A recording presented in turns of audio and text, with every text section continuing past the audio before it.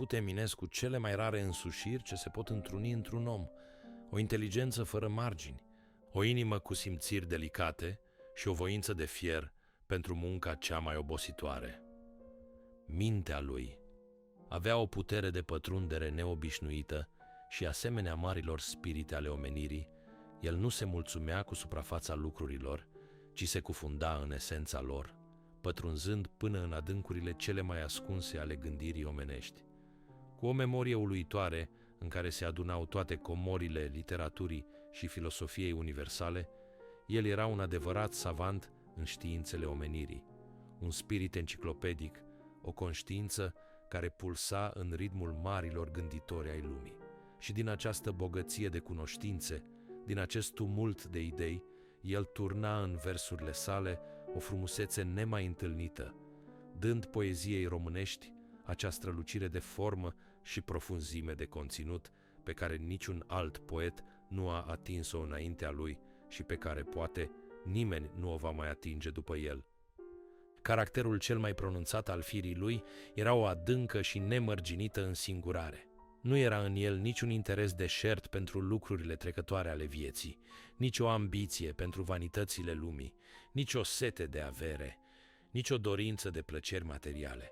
Trăia într-o lume a ideilor, cufundat în cele mai înalte probleme ale omenirii și ale existenței, fără altă preocupare decât aceea a gândului său și fără altă dorință decât aceea de a turna în forme frumoase ceea ce simțea și concepea. Această însingurare nu era însă niciodată rece sau nesimțitoare, dimpotrivă, ea se umplea de o melancolie profundă, de o iubire nemărginită pentru oameni și de un dor nesfârșit după un ideal niciodată atins. Și tocmai această combinație stranie de izolare și iubire universală, de visare adâncă și simțire arzătoare, de spirit speculativ și sensibilitate poetică, face ca Eminescu să fie și să rămână poetul fără pereche al românilor. Aveam 34 de ani când mi-am spus că voi trăi o viață de 78 de ani. Bătrânul meu tată atât a trăit. Asta era mărimea constantă de timp a vieții unui individ din rasa noastră. Însă viața mea urma să ia o turnură diferită, iar profeția mea nu s-a îndeplinit. Dacă aș fi știut cât de aproape era sfârșitul. Eu sunt Mihai Eminescu și aceasta este povestea mea.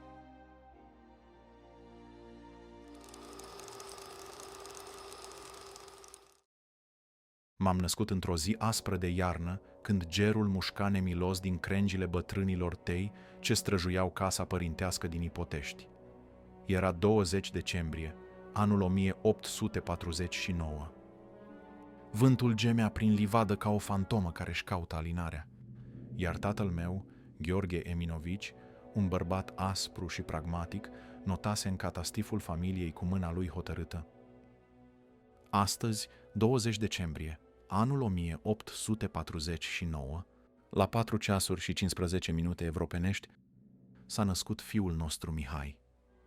Cu toate acestea, istoria avea să rețină o altă dată pentru nașterea mea. 15 ianuarie 1850. O eroare a timpului, pe care nici eu, nici altcineva nu mai avem puterea să o îndreptăm. Casa noastră nu era nici palat, nici bordei, ci mai degrabă un refugiu modest, îmbibat cu mireasma rustică a copilăriei mele. Pridvorul larg avea 7 trepte ce urcau spre ușa mare, învăluită de parfumul dulce al teilor vara, și scârțâitul lor prelung amintea mereu de pașii celor ce plecau și, rare ori, se mai întorceau. Înăuntru, odaia din dreapta, luminată de 3 ferestre, era tărâmul secret al tatălui meu.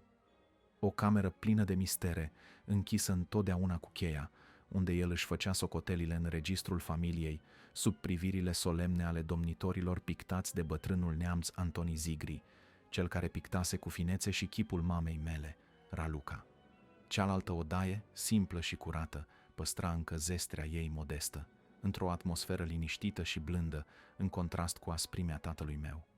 Am fost al 7-lea copil al unei familii care adusese pe lume 11 suflete, dar moartea, acel oaspete invizibil, ne vizita des, luând cu ea o parte dintre frații mei înainte să cunoască lumea în toată profunzimea ei. Lumea mea însă era împărțită cu Ilie, fratele meu mai mare cu 3 ani. Eram inseparabili și împreună stăpâneam un univers alcătuit din hambare prăfuite, șoproane cu grinzi șubrede și curți pline de gâște furioase. În jocurile noastre Ilie devenea împărat, iar eu, regele miază noaptei, stăpân peste popoare indiene.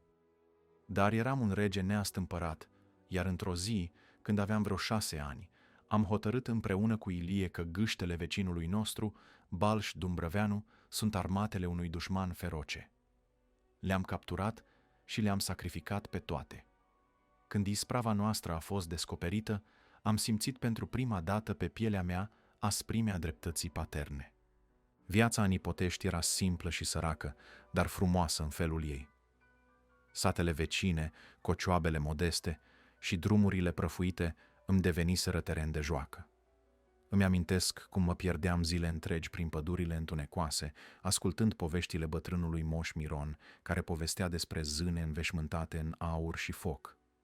Rătăceam zile întregi sub stejarii bătrâni, dormind sub bolțile lor, în compania misterioasă a izvoarelor ce șopteau secrete neînțelese încă de mintea unui copil. În lumea aceasta simplă, dar magică, am înțeles că timpul nu se măsoară în ore, ci în amintiri ce se adună treptat, precum praful sub coperta unei cărți uitate. Satul natal mi-a rămas amprentat în suflet și mai târziu am scris și niște versuri despre acea perioadă idilică. Fiind băiet, păduri cutreieram și mă culcam ades lângă izvor, iar brațul drept sub cap eu mi-l puneam. Să ascult cum apa sună încetișor, un freamăt lin trecea din ram în ram și un miros venea adormitor. Astfel ades eu nopți întregi am mas blând îngânat de-al valurilor glas. În acele zile am cunoscut și prima dragoste. Era o fată simplă, venită dintr-un sat vecin. Ne întâlneam în taină, pe înserate, sub salcâmii de pe deal. Ochii ei mari și adânci, părul împletit în coade, zâmbetul timid care îi lumina chipul palid, aceste imagini au rămas în mine ca niște icoane vii ale inocenței pierdute. Ne-am promis iubire veșnică, cu naivitatea și pasiunea unor copii care încă mai credeau în veșnicie. Dar destinul avea alte planuri. Ea s-a stins prea devreme, luând cu ea o parte din sufletul meu. An de-a rândul, ori de câte ori pașii mă duceau în satul natal, mă opream lângă mormântul ei, încercând să regăsesc ecoul acelei iubiri inocente și profunde. Atunci am scris versuri în amintirea ei, versuri pe care poate vi le mai amintiți. Sara pe deal buciumul sună cu jale, turmele-l urc, stelele scapără în cale. Apele plâng, clar izvorând în fântâne, sub un salcâm, dragă, mă aștepți tu pe mine.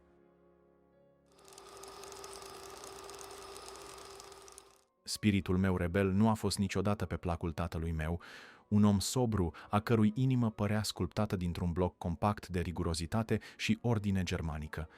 Într-o bună zi, mânat de o voință neclintită, m-a luat de la școala unde urmam clasele primare, înapoi la Ipotești, unde am început să deprind limba germană sub privirile severe ale unor dascăli exigenți, aduși anume pentru a ne modela după chipul și asemănarea idealului său. Mi-am însușit rapid elementele fundamentale ale limbii, suficient cât să-i potolesc temporar mândria, dar am rămas rece față de aceste constrângeri. Curând am fost trimis la Cernăuți. Aveam doar 7 ani, când pașii mei timizi au atins întâia oară pământul acestui oraș paradoxal, desprins parcă dintr-un vis melancolic. Cernăuții, cu atmosfera lor stranie, îmbinau rusticitatea tandră a Moldovei de sus cu severitatea civilizației austriece. Străzile pulsau de o viață pestriță, cu personaje diverse și căruțe trase de cai bătrâni, în timp ce verdele infinit al câmpurilor părea să îmbrățișeze protector peisajul auster și enigmatic, dominat de clădiri rigide. În acest decor aproape ireal am urmat clasele a 3-a și a 4-a, iar germana mi-a devenit treptat mai bună. Profesorii mă priveau cu bunăvoință, dar sufletul meu se simțea încătușat între pereții reci ai școlii. Într-o zi, mânat de o dorință nestăvilită de libertate, am fugit acasă. Firește, m-au găsit și m-au adus înapoi, iar tata mi-a administrat una dintre pedepsele lui obișnuite, aspre și fără urmă de compasiune. În anul 1860, tata m-a înscris la Obergymnasium, o instituție austriacă, ascunsă într-o clădire lungă și întunecată, ce părea să fi fost proiectată mai degrabă pentru suferință decât pentru educație. Zidurile lipsite de ornamente evocau imaginea sumbră a unui ospiciu. Disciplina era severă și nemiloasă. Ni se interziceau cafenelele, restaurantele, fumatul și bastoanele elegante, iar absența de la slujbele bisericii era pedepsită drastic. Profesori austrieci distinși, dar exilați după revoluțiile din 1848, păreau să-și fi găsit refugiu aici, la marginea uitată a Imperiului. În acest loc auster, destinul meu avea să se intersecteze cu Aron Pumnul, un profesor blajin și înțelept, al cărui zâmbet ascundea secretele unei lumi interzise. Biblioteca sa era un sanctuar clandestin al literaturii române, un labirint fascinant de cărți rare și misterioase. Sub îndrumarea lui, am citit cu pasiune versurile lui Alexandrii, poveștile întunecate ale lui Hoffman și legendele din cronicile moldovenești. Aron Pumnul a fost primul care a văzut în mine focul ascuns al literaturii și m-a încurajat să scriu, să-mi găsesc vocea în oceanul infinit de povești. Am rămas la Obergymnasium până în 1864, însă nu am fost niciodată un elev exemplar. Lecturile clandestine din biblioteca lui Pumnul îmi ocupau întreaga minte, captivându-mă infinit mai mult decât lecțiile monotone de la școală.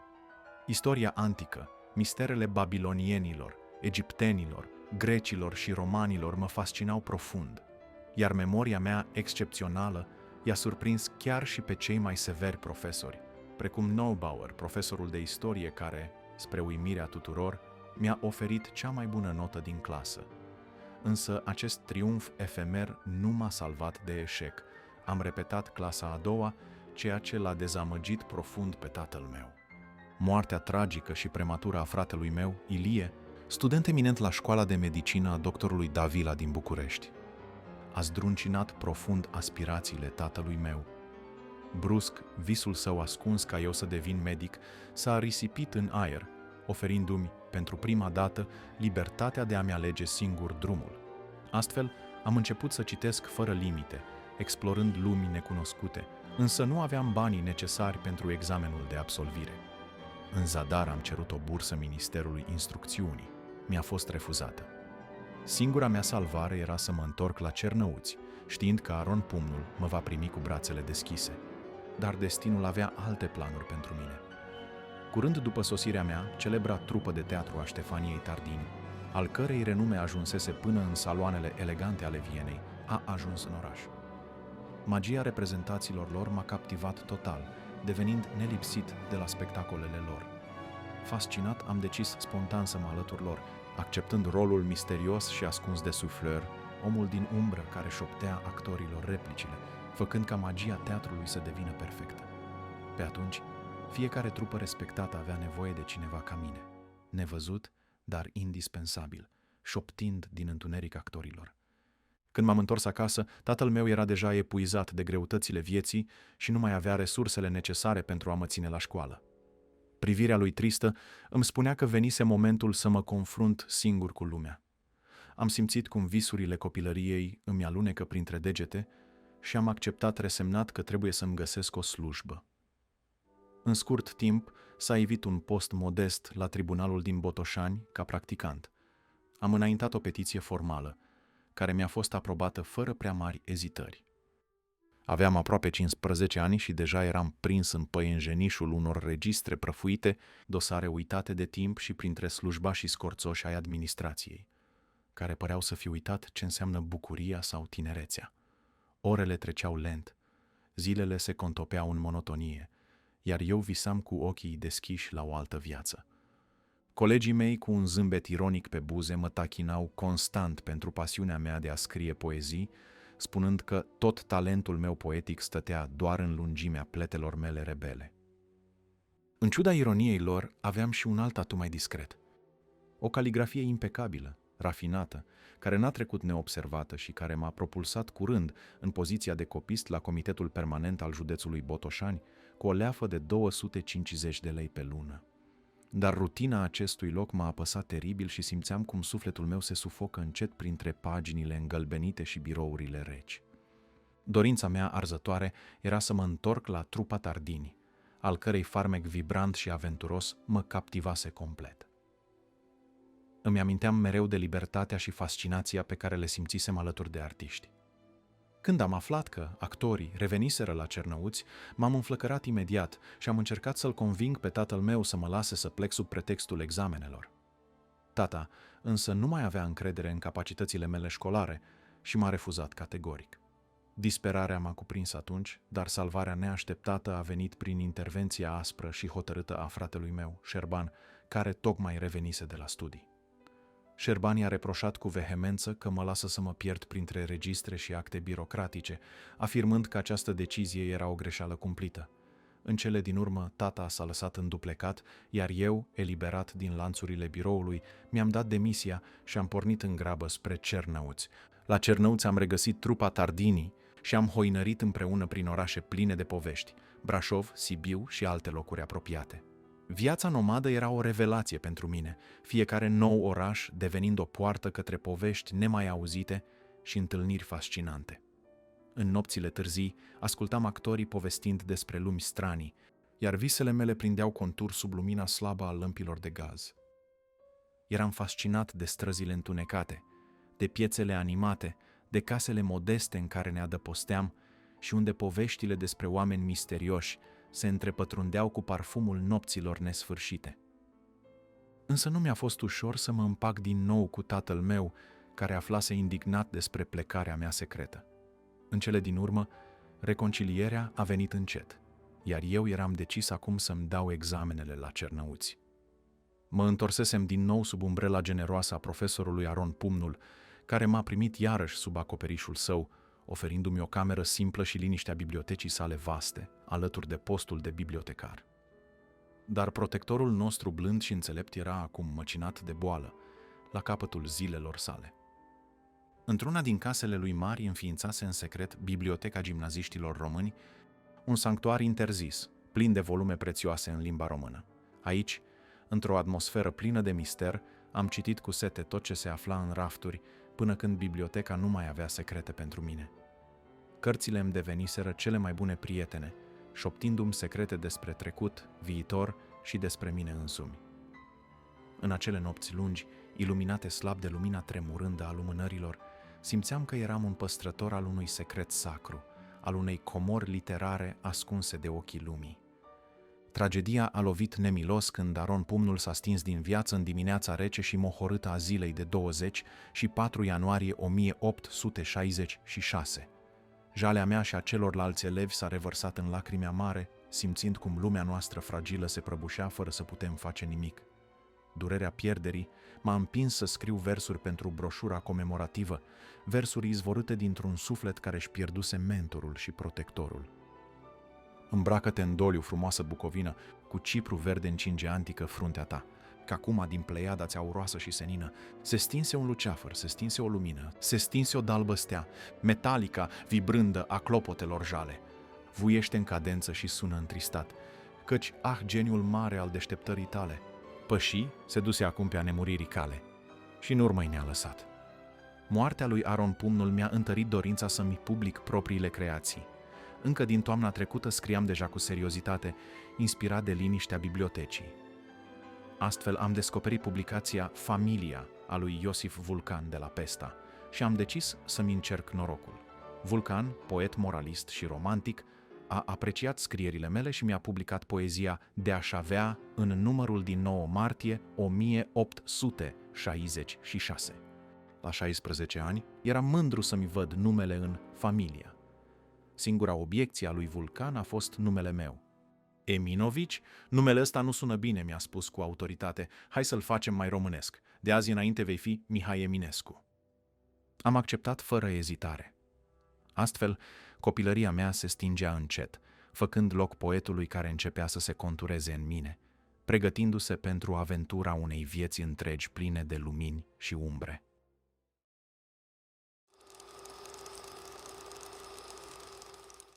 Arșița era necruțătoare, aerul tremura sub soarele dogoritor, dar eu am continuat drumul fără oprire.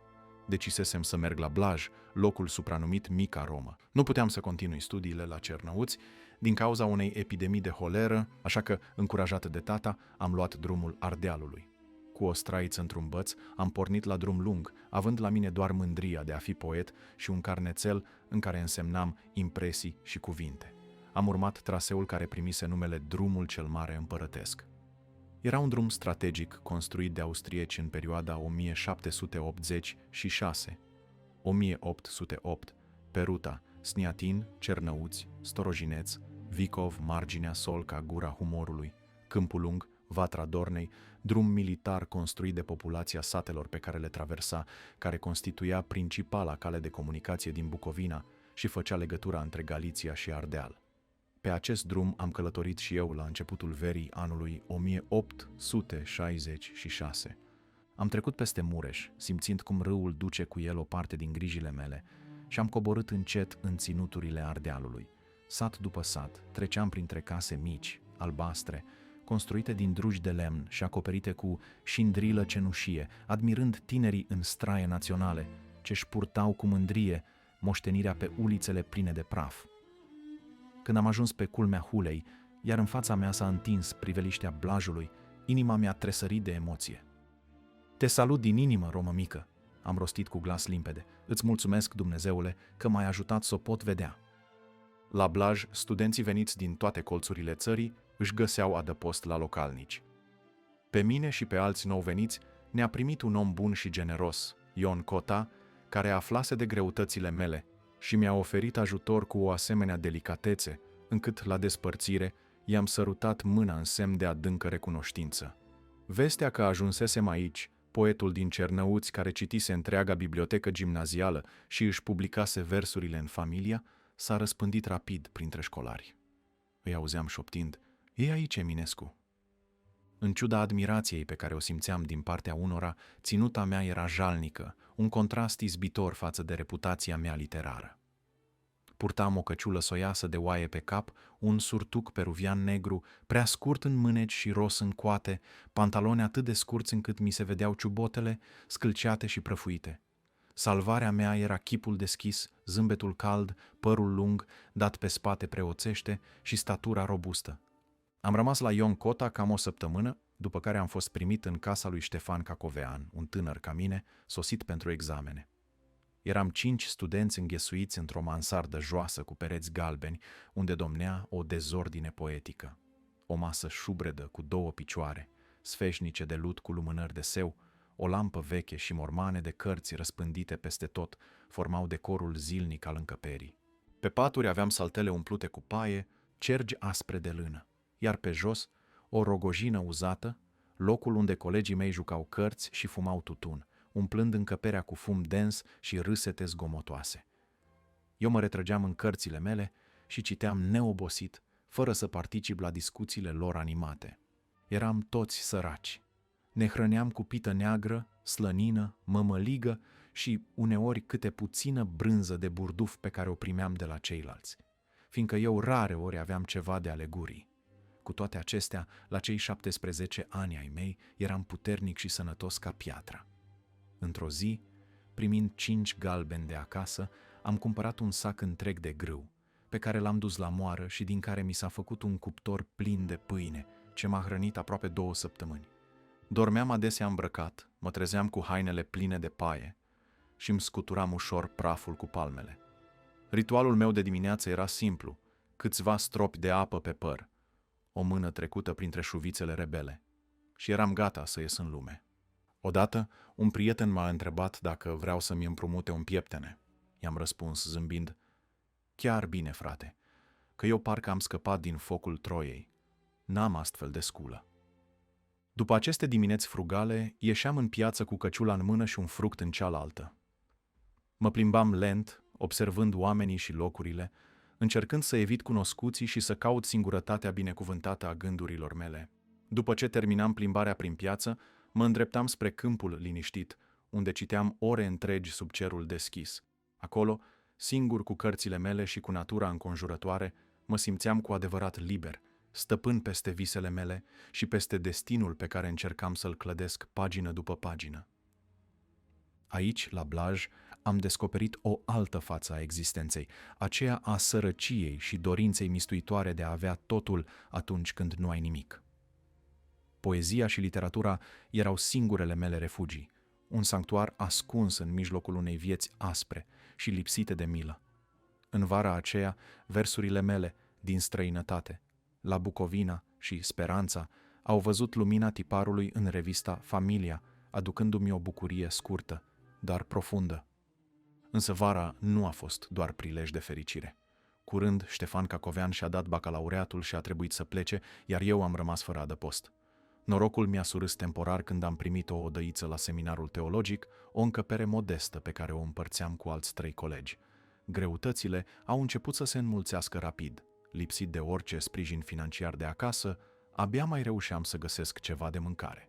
Doar credențierul seminarului îmi mai oferea resturile de la masa teologilor. Hainele mele deveniseră zdrențuite, pline de praf și rupte, iar ghetele mi erau atât de deteriorate încât pășeam aproape desculț. Un tânăr seminarist mi-a oferit o pereche de ghete, gest simplu, dar atât de important încât i-am fost profund recunoscător. Toamna m-a găsit traducând cu febrilitate novela Lanțul de aur al lui Oncle Adam, lucrare așteptată cu nerăbdare de Iosif Vulcan. Cu toate acestea, oricât aș fi dorit să învăț și să-mi dau examenele, foamea și mizeria mi-au înfrânt voința.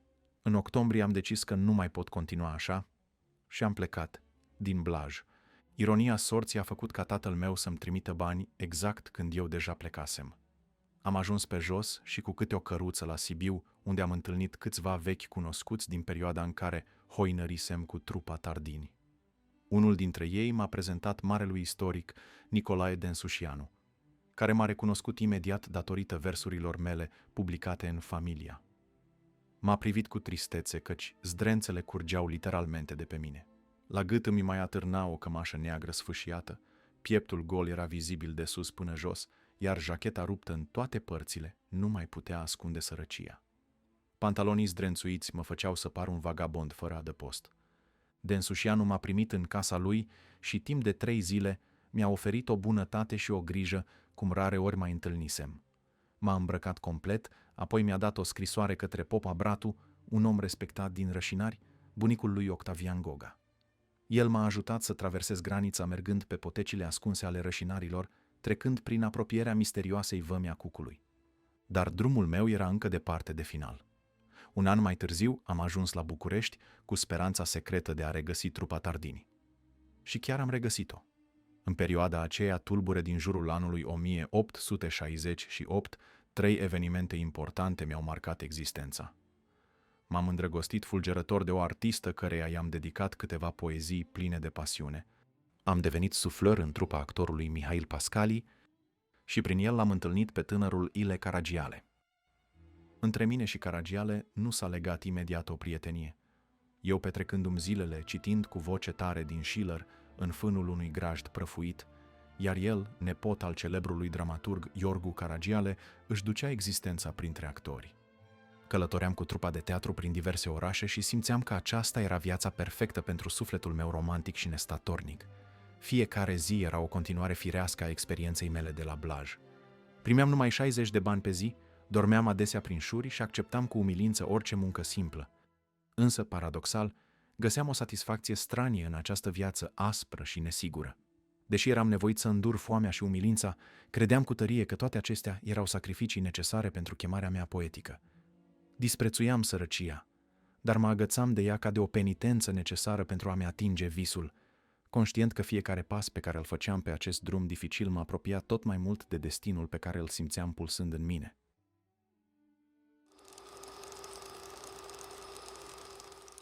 În toamna aceea, destinul îmi deschisese o nouă cale prin recomandarea neașteptată a lui Pascali, faimosul actor, care mă prezentase drept un străin, român din Moldova, foarte cult, foarte studios, cu cunoștințe minunate de literatura germană și română, sărac și pe drumuri.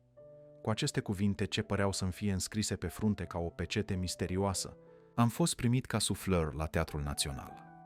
Contractul a venit ca o rază de lumină într-un orizont sumbru.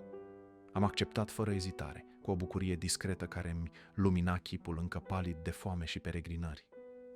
Am găsit adăpost într-o odăiță sărăcăcioasă, undeva în spatele hotelului Hughes, aproape de teatru, la etajul superior al unei case modeste. Încăperea mea era mică, măsurând aproximativ 4 pași în lățime și 5 în lungime. Avea o singură fereastră mică ce privea către umerii încovoiați ai orașului, față în față cu o ușă veșnic închisă. În odaie, mobilierul era la fel de auster ca și existența mea. O masă scundă din lemn de brad nevopsit și un scaun simplu. Canapeaua mică, acoperită cu o stofă aspră și uzată, îmi era pat și adormeam mereu cu picioarele întinse spre un cuptor de lut. Nu aveam așternuturi și rareori mă preocupa confortul trupesc. Podeaua era mereu plină de bucățele de hârtie, unele scrise, altele goale, pregătite pentru gândurile și versurile care mă vizitau în nopțile târzii. Prin colțuri, pânze de păianjen își țeseau liniștite capcanele argintii. Pentru mine, acele urme fine de neglijență deveniseră parte din farmecul încăperii. Aveam puține obiecte. O mică mașină de tinichea de făcut cafea turcească, niște zahăr, pudră și caiete. Până și ghetele prăfuite, uzate de atâtea drumuri străbătute, păreau să ascundă un sens mai profund al ființei mele. Aveam o stranie satisfacție de a trăi în această sărăcie pe care idealiștii germani, pe care îi citeam cu aviditate, o numeau mizerie metafizică. În orele libere, hoinăream adesea pe străzile nepavate și înguste, printre case modeste și prost zidite, atras de parfumul intens al cafelei turcești, care venea dinspre cafenelele mici, ascunse în clădirile vechi, bucureștene. Acolo mă pierdeam printre foile gazetelor literare și artistice venite din străinătate, căutând detalii ale lumii largi, de care mă simțeam atât de departe. La scurt timp, viața mea a luat o nouă turnură când am descoperit cercul Societății Orientul, ce activa la București, unde se țineau conferințe, discuții despre literatură și folclor. M-am alăturat acestei societăți, simțind pentru prima dată că aparțineam unei lumi de intelectuali care îmi împărtășeau pasiunile și idealurile. Cu toate acestea, perioada aceasta de lumină și efervescență intelectuală nu a durat mult. Pe când eram cu trupa la Botoșani, tatăl meu a aflat ce făceam și a decis să mă ducă acasă cu forța. La Ipotești simțeam zidurile casei părintești ca pe zidurile unei temnițe nevăzute. Tata, furios și dezamăgit, mi-a interzis categoric să mă întorc pe scena teatrului sau la călătoriile mele boeme. L-am implorat în zadar, iar tăcerea dintre noi devenea apăsătoare, umplută de dezamăgirea lui și de rebeliunea mea mută.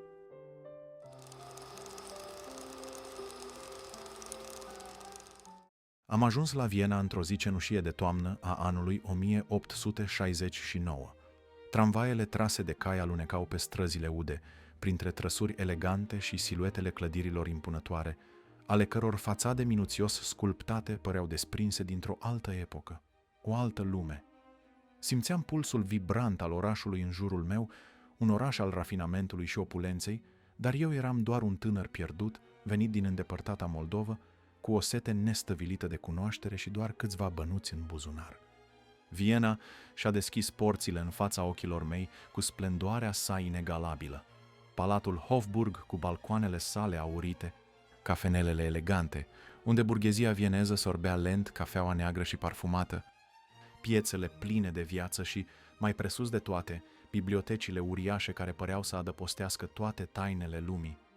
Venisem la Viena la îndemnul tatălui meu, care își dorea să studiez filozofia, temându-se că altfel mă voi pierde în lumea teatrală pe care el o privea cu atâta neîncredere. Mi-a promis o sumă modestă de 18 galbeni pe lună, bani ce mi-ajungeau abia pentru strictul necesar. Știam că tatălui meu nu-i făcea plăcere să-l împovărez și de aceea simțeam în permanență o vină subtilă, o datorie morală pe care mă chinuiam să o justific prin studiu. Locuiam într-o cameră mică și friguroasă, la periferia orașului, mobilată sărăcăcios, o masă șubredă, un scaun ce abia mă ținea și un raft fragil pe care mi-așezasem puținele cărți pe care le aveam. Dormeam pe o saltea veche, așezată lângă o fereastră prin care vântul își făcea loc nestingherit, șoptindu-mi noaptea povești triste. Pereții, subțiri și pătați, păreau să păstreze ecoul șoaptelor celor care trecuseră înaintea mea, lăsând în urmă umbrele visurilor lor neîmplinite. Mâncarea era un lux, Diminețile mele începeau invariabil cu o bucată de pâine uscată și o cană de apă rece. La prânz, dacă îmi permiteam, cumpăram o supă ieftină în vreun local modest frecventat de studenți.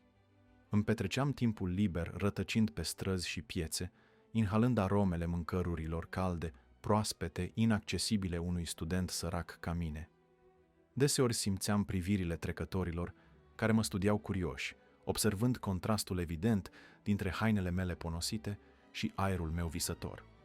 Însetat de cunoaștere, m-am înscris ca auditor liber la Universitatea din Viena, fără diploma unui bacalaureat care să-mi deschidă oficial porțile. Însă nu diplomele mă atrăgeau, ci dorința nesfârșită de a învăța. Mă pierdeam zile întregi ascultându-i pe marii profesori ai vremii vorbind despre filozofie, istorie, filologie sau drept. Unul dintre ei, Theodor Gompers, marele erudit al filozofiei antice, mă fascina profund cu lecțiile sale despre Platon și Aristotel, lecții ce mi umpleau sufletul de admirație și mintea de întrebări fără sfârșit. După cursuri, notam febril într-un caiet ideile și reflexiile personale ce îmi invadau gândurile în timpul lungilor plimbări prin oraș. Curând am intrat într-un cerc de prieteni moldoveni și români, printre care l-am cunoscut și pe Ioan Slavici, un tânăr care avea să-mi devină unul dintre cei mai apropiați prieteni.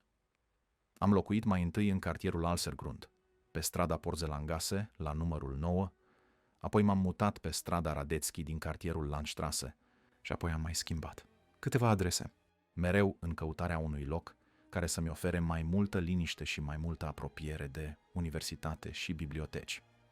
Bibliotecile Vienei deveniseră adevărate catedrale ale sufletului meu. Ore în șir mă refugiam în colțuri umbrite, absorbit total de scrierile lui Schopenhauer și ale altor mari gânditori. În aceste momente îmi notam febril gânduri, citate și idei care mă emoționau profund. Cărțile erau adevărații mei prieteni și ghizi, iar adevărata mea cultură se construia în solitudinea acestor lecturi profunde, departe de colegii mei, mulți superficiali și gălăgioși. Banii pe care îi primeam de la tata îi cheltuiam mai ales pe cărți pe care, după ce le parcurgeam cu pasiune, trebuia să le revând pentru a supraviețui. Mai aveam o pasiune profundă: teatrul. Nu ratam niciodată piesele importante de la operă sau de la Burgtheater, în special capodoperele clasice precum Regele Lear al lui Shakespeare. Iubeam și muzica, ascultând fascinat opere precum Fidelio de Beethoven. Chipul meu tânăr și cu trăsături exotice pentru vienezi mi-a deschis ușile către lumea fascinantă a actorilor din Burgtheater. Așa am cunoscut-o pe Frederica Bognar, o actriță de aproximativ 30 de ani, care m-a primit în cercul ei restrâns și care mă invita regulat la recepțiile pe care le-a organizat între 1870 și 1871. În aceste serii elegante am descoperit poveștile ascunse ale lumii teatrului vienez, pe care apoi le împărtășeam cu prietenii mei. O altă actriță care mi-a marcat viața în acea perioadă a fost tânăra Augusta Baudius Wildbrand, o ființă delicată și sensibilă de aproximativ 17 ani, ce mi-a servit drept muză, inspirându-mă să scriu versuri și să dau frâu liber unor emoții noi, hrănindu-mi astfel sufletul cu o frumusețe discretă și profundă. Ziua o dedicam studiului, iar nopțile îmi aparțineau în întregime. Din momentul în care pașii mei pășeau peste pragul cafenelelor vieneze, intram într-o lume care nu aparținea nici luminii, nici întunericului, ci unei dimensiuni intermediare unde ideile curgeau la fel de febril ca aburii cafelei negre. Cafeneaua Greenstein devenise refugiul meu constant, sanctuarul în care mă pierdeam între filozofi, scriitori boemi, artiști și studenți revoluționari, toți înecați în fumul gros al țigărilor și în pasiunea marilor idei. În aceste cercuri eram privit cu o curiozitate aproape mistică. Mă căutau, mă ascultau, mă admirau pentru frumusețea pe care spuneau că o am, dar care pentru mine nu era decât un accident al destinului. Îmi făceam apariția când voiam și dispăream la fel de brusc. Uneori mă pierdeam pentru săptămâni întregi. Erau perioadele în care primeam bani de acasă, îmi cumpăram cărți noi și mă afundam în lectură. Îmi cumpăram cafea, spirit denaturat și mă închideam în odaia mea, lăsând lumea exterioară să se desfășoare fără mine. Purtam mereu același halat uzat, papuși de casă și un fes lung tras peste frunte. Pe masă clocotea necontenit mașina mea de cafea turcească, acompaniată de un abur dens care plutea prin cameră. Era un amestec de fum de țigară, miros de spirit de la mașina de cafea și febră intelectuală. Zilele se topeau în nopți și nopțile în zile, fără ca eu să-mi dau seama de trecerea timpului. Uneori cădeam într-un soi de delir mistic, lucrând posedat de fantezie, uitând să mănânc sau să mă spăl, uitând că exist în această lume și nu într-una pe care o construiam în mintea mea. Ajunsesem să fiu hipersensibil la sunete. Mă deranja până și cel mai mic zgomot, roțile trăsurilor pe pavaj, scârțâitul unei uși, vântul care se strecura pe sub ferestre. Când cineva îndrăznea să mă viziteze, îl întâmpinam sec. La ce ai venit? Era singura întrebare pe care o consideram necesară, căci în răspunsul ei se afla de obicei scurtătura către plecarea rapidă a oricărui musafir nepoftit. Doar foamea mă scotea din acest exil autoimpus. Când cafeaua se termina, când ultimii bani dispăreau, eram forțat să mă întorc în lume. Frecventam cafeneaua Moretti din Landstraße, unde bucovinenii și transilvanenii cu care împărțeam masa îmi păreau singurii oameni reali din tot acel oraș. Când nu eram acolo, eram la cafeneaua Teudel, de pe Volzaile, unde puteam citi reviste și lua cafea și tutun pe credit. După nopți de dezbatere aprinse, unii dintre colegii mei mă târau la petreceri care se sfârșeau adesea în zorii zilei, prin cârciumi întunecate sau chiar în casele de amanet, unde hainele și obiectele personale deveneau monedă de schimb pentru distracție. Alcoolul nu-mi plăcea. Descoperisem că mă înfierbânta repede, amplificându-mi pasiunile și furia latentă. În tot acest haos controlat, scrierile meu deveniseră un secret. Plănuiam să-mi trimit poeziile și articolele către convorbiri literare. Într-o zi mi-am luat inima în dinți și am trimis un plic ce conținea poezia Venere și Madonna la adresa redacției. Manuscrisul a ajuns în mâinile lui Iacob Negruții, iar a doua zi dimineața acesta a alergat la Titu Maiorescu cu foile mele, spunându-i, după cum am aflat mai târziu: în sfârșit am dat de un poet. Câteva zile mai târziu, Maiorescu a citit poezia în fața junimii. Reacția lor a fost plină de entuziasm, iar pe 15 aprilie 1870, Venere și Madonna a fost publicată în Convorbiri literare.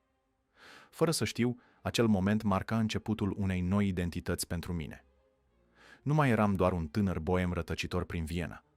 Lumea începea să mă vadă altfel, iar eu trebuia să învăț să mă văd pe mine însumi la fel.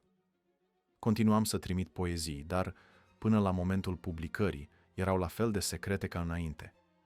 Prietenii mei aflau despre ele doar când le citeau în revistă. Viena fremăta de zgomote metalice și roți de trăsuri rostogolindu-se pe piatra udă în ziua când am pășit în cafeneaua Teudel, unde mă aștepta un alt fel de destin. Nici nu apucasem să-mi scutur haina, că un bărbat înalt și sobru s-a ridicat de la o masă apropiată și mi-a întins mâna. Domnule Eminescu, în sfârșit! Îl priveam surprins, studiindu-i chipul ascuțit, ochii pătrunzători. Nu vă cunosc, i-am spus, sfios, dar fără a-mi ascunde mirarea. Sunt Iacob Negruții. Numele mi era cunoscut, știam că era redactor la Convorbiri literare, dar faptul că venise tocmai aici, în Viena, pentru a mă căuta, îmi părea straniu. Mi-a explicat repede că era în trecere spre Băi, dar că nu putea pleca fără să mă întâlnească. O sfială ciudată mă cuprinse. Mă căutase. Eu, un student fără bani, fără casă adevărată, fără viitor, devenisem un nume pe care cineva îl căuta. Simțeam în privirea lui ceva mai mult decât curiozitate. O certitudine, poate chiar o convingere despre mine pe care nici eu însumi nu o aveam. Negruții a rămas în Viena o săptămână întreagă. Voia să petrecem fiecare minut împreună.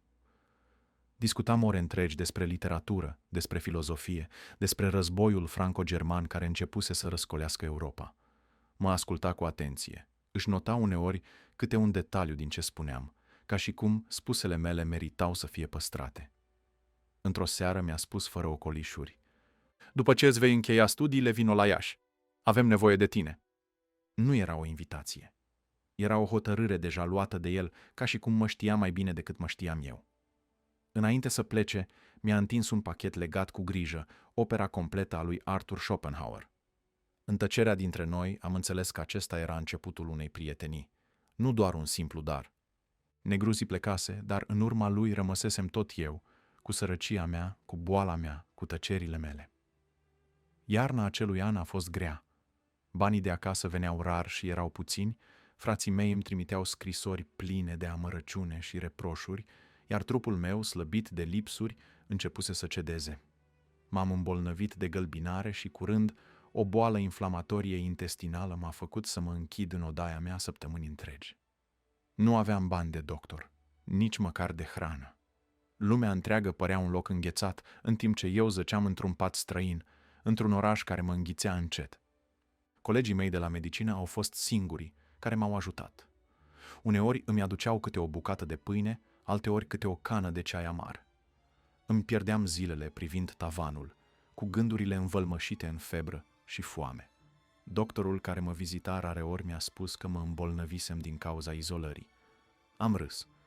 Cum să explici unui doctor că singurătatea nu e o boală, ci un refugiu? În februarie, trupul meu a început să-și revină, dar mintea îmi rămăsese obosită, ca și cum iarna aceea sorbise tot ce aveam mai bun în mine. Am ieșit în sfârșit din odaie, simțind frigul tăios al orașului ca pe o palmă greoaie. Nu aveam un pardesiu, doar o jachetă subțire care mă făcea să tremur pe străzi. Mă simțeam expus, mă simțeam sărac și pentru prima oară mă durea acest lucru. Nu pentru mine, ci pentru felul în care mă vedeau ceilalți. În aprilie, când în sfârșit aerul s-a mai îmblânzit, am scris acasă. Le spuneam părinților că mi-e greu, că studenții din jurul meu sunt la fel de săraci ca mine, că împrumuturile deveniseră imposibile. Nu voiam să abandonez studiile, dar ei nu puteau face prea multe pentru mine. Adevărata mea iubire, cea care avea să mă urmărească până la sfârșitul vieții, avea să-mi iasă în cale în 1872. Veronica Micle, soția bătrânului profesor Micle de la Iași, se afla la Viena în casa doamnei Lowenbach. 6 luni a stat acolo, timp în care am cunoscut-o și eu. Am fost timid în fața ei, poate mai timid decât fusesem vreodată în fața unei femei.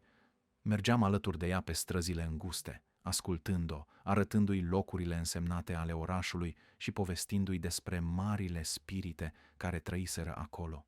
Dar pentru prima oară nu mai eram îndrăgostit doar de o femeie, ci de ideea femeii, de idealul ei, de ceva ce nu aveam să mai găsesc vreodată la altcineva. O iubire care nu avea să cunoască liniște. Însă această poveste nu începuse cu adevărat încă. În pragul verii anului 1872 am știut că timpul meu în Viena se apropia de sfârșit. Nu eram alungat de dorul de casă, ci de lipsurile care îmi deveniseră o povară tot mai greu de purtat. Mi-am strâns puținele lucruri, le-am pus într-o desagă ponosită și am aruncat o ultimă privire asupra orașului care mă hrănise și mă mistuise în același timp. Am plecat fără regret, dar cu o promisiune mută făcută mie însumi, că tot ce luasem din Viena, nopțile ei reci, bibliotecile sale, dezbaterile din cafenele, avea să rămână cu mine pentru totdeauna.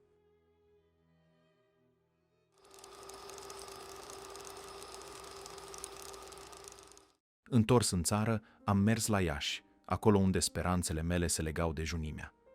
Acolo i-am întâlnit pe Maiorescu, pe Pogor, pe Samson Bodnărescu, Miron Pompiliu, Alexandru Xenopol și pe mulți alții. Fiecare avea un fel propriu de a privi literatura și cultura română, dar în junimea simțeam pentru prima oară că mă aflu în preajma unor oameni care îmi înțelegeau cu adevărat pasiunea. Negruții mă încurajase că, prin junimea, îmi voi putea croi un drum solid, iar acest gând îmi dădea un sentiment ciudat, amestec de speranță și de neîncredere. Continuam să public în convorbiri literare, iar Maiorescu îmi oferea sprijinul său. Vedea în mine mai mult decât un poet rătăcitor. Mi-a oferit o bursă, un sprijin pe care l-am acceptat fără să mă simt în largul meu. Mă îndemna să-mi continui studiile la Berlin. De data aceasta nu mai era doar un sfat, era o direcție clară, o decizie care părea luată nu doar de mine, ci și de oamenii care mă priveau ca pe o investiție în cultura românească. Am ajuns la Berlin în toamna anului 1872, cu puține lucruri, dar cu o minte plină de întrebări. Eram încă sub influența atmosferei vieneze, unde simțisem pentru prima dată fiorul adevăratei culturi europene. Dar Berlinul era o altă lume. Cu ceva vreme înainte în țară îmi rezolvasem chestiunea examenelor la Botoșani, astfel că acum puteam să mă înscriu la facultate și să îmi dau doctoratul. Totuși, mă întrebam dacă acest oraș avea să-mi ofere ceva din ceea ce căutam cu adevărat. Berlinul era disciplină, precizie, putere. Nu avea nimic din farmecul aristocratic al Vienei. Aici, totul părea construit în jurul ordinii absolute, al gândirii metodice, al unei logici care se impunea cu autoritate, de la felul în care circulau tramvaiele, până la structura riguroasă a cursurilor universitare.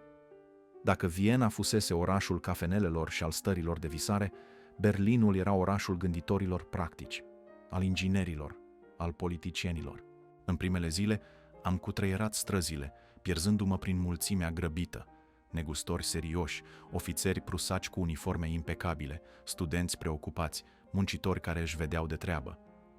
Totul părea să funcționeze ca un mecanism perfect, în care omul era doar o mică rotiță. În această ordine mecanică, eu eram un român tânăr, sărac și visător, venit să studieze filozofie și economie politică la Universitatea Friedrich Wilhelm. Banii îmi erau mai puțini ca oricând. Locuiam într-o cameră modestă la etajul unui han, unde trebuia să împart baia cu alți studenți. Încălzirea era un lux pe care nu mi-l permiteam. În nopțile lungi mă acopeream cu pătura și scriam la lumina slabă a unei lămpi, cu mâinile înghețate. Timpul se scurgea între cursuri, lungi ore de lectură și momente în care foamea și frigul deveneau singurele mele certitudini. Norocul mi-a surâs când l-am întâlnit pe Teodor Rossetti, agentul diplomatic al României la Berlin, un om pe care îl cunoșteam de la junimea.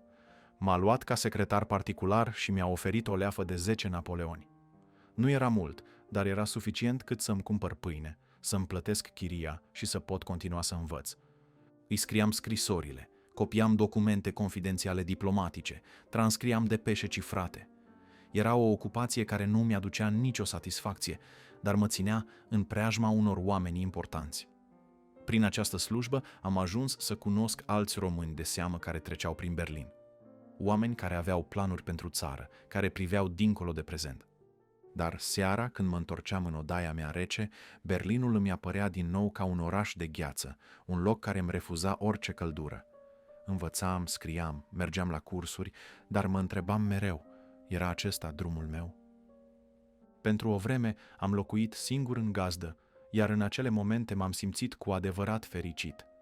Nimeni nu mă deranja, nimeni nu-mi cerea socoteală, iar zilele mele se scurgeau între bibliotecă, scrisori și studiu. Însă, deși găsisem această tihnă a minții, viața mea la Berlin nu era deloc singuratică. Dimpotrivă, era mai agitată ca la Viena, marcată de impulsuri sentimentale care mă prindeau în mrejele lor și mă lăsau obosit, tulburat. Întâlneam femei care mă fascinau pentru o clipă, dar care se evaporau din gândurile mele la fel de repede precum apăruseră. Niciuna nu era ca Veronica. Nu o uitasem. Corespondam cu ea, îi trimiteam versuri, scrisori nesfârșite în care îmi revărsam neliniștea. Mă chinuiam să mă țin de studiu, dar chipul ei nu-mi dădea răgaz. Într-o scrisoare către fratele meu, Șerban, mărturiseam că era o povară grea, o prezență care mă urmărea neîncetat, o divinitate coborâtă din mituri ca să mă tortureze. Fără să vreau, eram sclavul unei iubiri imposibile, iar singurătatea Berlinului doar amplifica această stare. În acest oraș sever am cunoscut o fată pe nume Mili, o cusătoreasă cu ochi albaștri, o ființă delicată și blândă, dar prea pământeană pentru furtunile mele interioare. Când nu aveam treburi la agenție, ne plimbam discret cu trenul prin împrejurimi. Îmi plăcea liniștea ei, dar simțeam că, oricât de mult ar fi încercat, nu putea umple golul pe care Veronica îl lăsase în mine. Era o femeie bună, dar burgheză, calculată, incapabilă să trezească în mine acel fior de nebunie pe care îl căutam într-o iubire. În timp ce mă zbăteam între muncă, studiu și iubire, reputația mea creștea în țară. Încă trimiteam materiale pentru convorbiri literare, iar Maiorescu era încântat de mine. Într-un articol pe care l-a publicat în acel an, scria că sunt cel mai bun poet după Vasile Alexandrii. Unii au fost de acord, alții au fost scandalizați. Petre Grădișteanu mă batjocorea numindu-mă Emirescu. Dar toate aceste opinii, fie de laudă, fie de dispreț, treceau pe lângă mine ca vântul de toamnă. Nu mi păsa nici de elogii, nici de critici.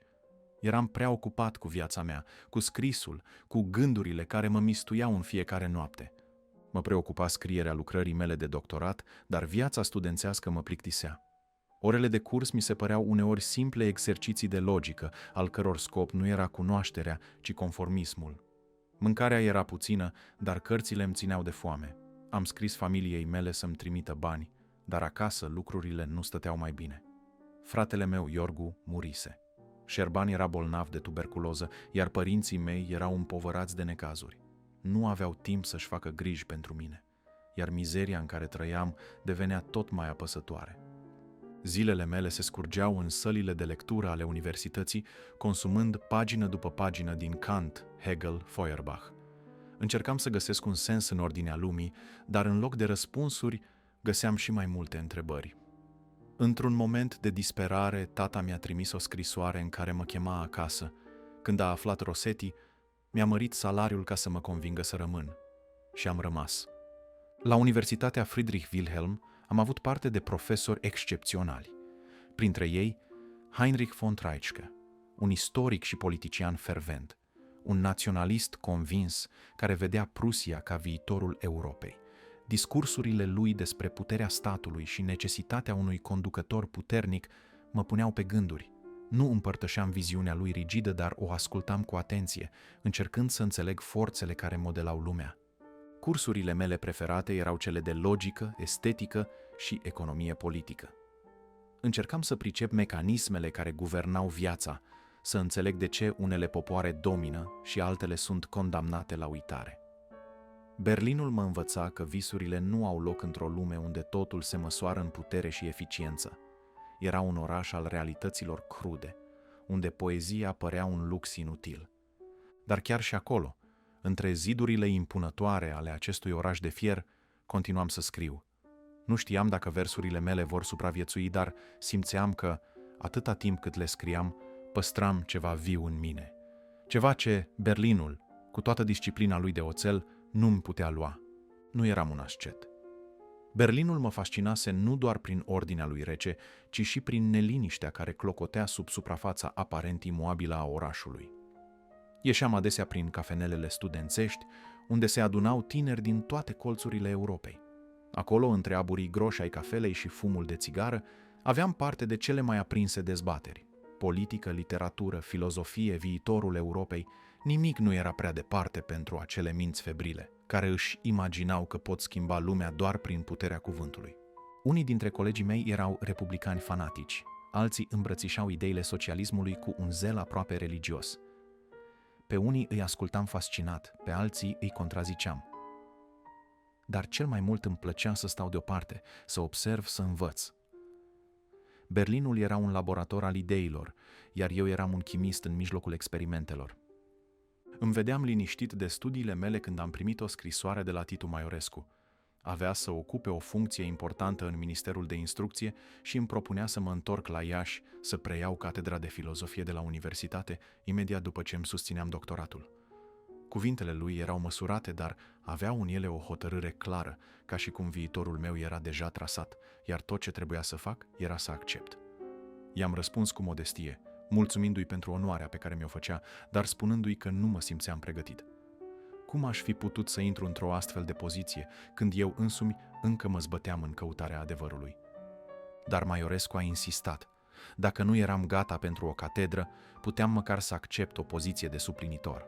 Și de această dată am simțit ezitarea punând stăpânire pe mine. Îmi era limpede că drumul acesta, odată început, avea să mă lege de un destin pe care nu eram sigur că îl voiam. Mi se deschidea în față o carieră, o viață ordonată, dar nu eram sigur că era viața mea.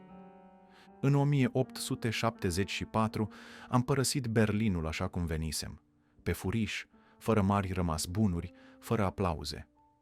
Luasem din acest oraș tot ce puteam lua, dar plecam cu un gust amar.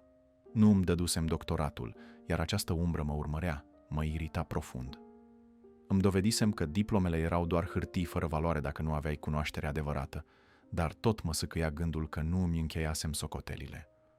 Am decis să mă arunc în valurile vieții practice. Era un gest de sfidare, o încercare de a demonstra că lumea reală nu se trăia în biblioteci, ci pe câmpul de luptă al vieții. Dar, dacă sunt sincer, știu că nu doar această dorință mă chema înapoi. Mai era ceva. Mai era ea, Veronica Micle. Mă aștepta în Iași. Sau poate că nu. Poate că doar eu mi imaginam că mă așteaptă. Dar, fie că era o iluzie sau nu, știam că trebuia să mă întorc. Nu mă întorceam ca un student triumfător, ci ca un om care înțelesese în sfârșit că puterea nu venea din titluri, ci din cunoaștere și din voință. Voiam să aflu dacă voința mea era suficientă.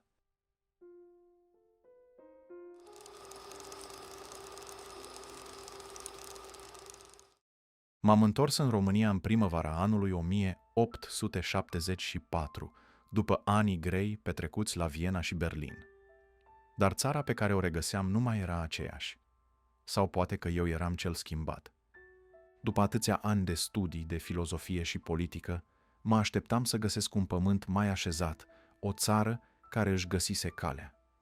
Dar Bucureștiul și Iașul nu erau nici Viena, nici Berlinul. Corupția, nepotismul și servilismul față de puterile străine erau peste tot. România avea legi, dar puțin le respectau. Avea conducători, dar aceștia își urmăreau propriile interese.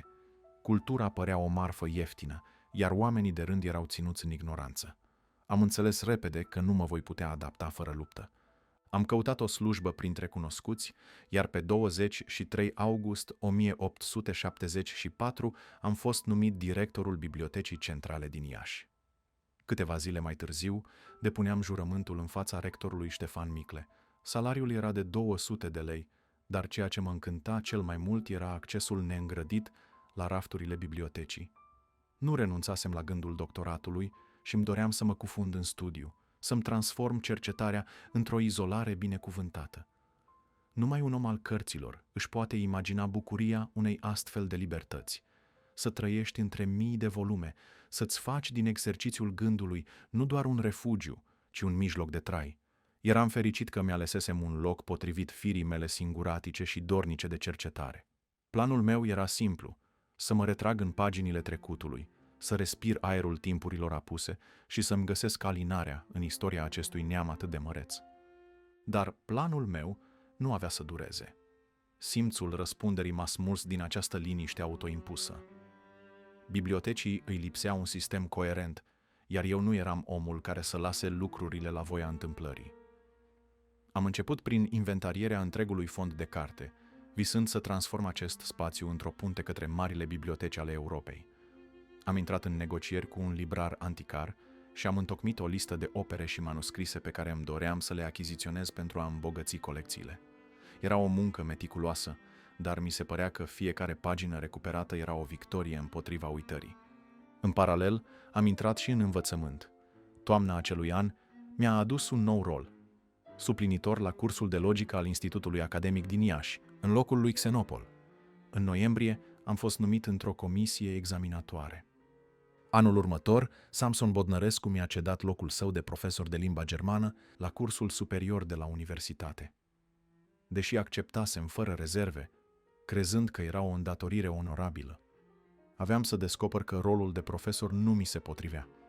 Am pășit în sala de clasă cu naivitatea celui care crede că studenții vin la școală dintr-o curiozitate sinceră. Îmi pregăteam lecțiile conștiincios, eram exigent, dar fără vanitate.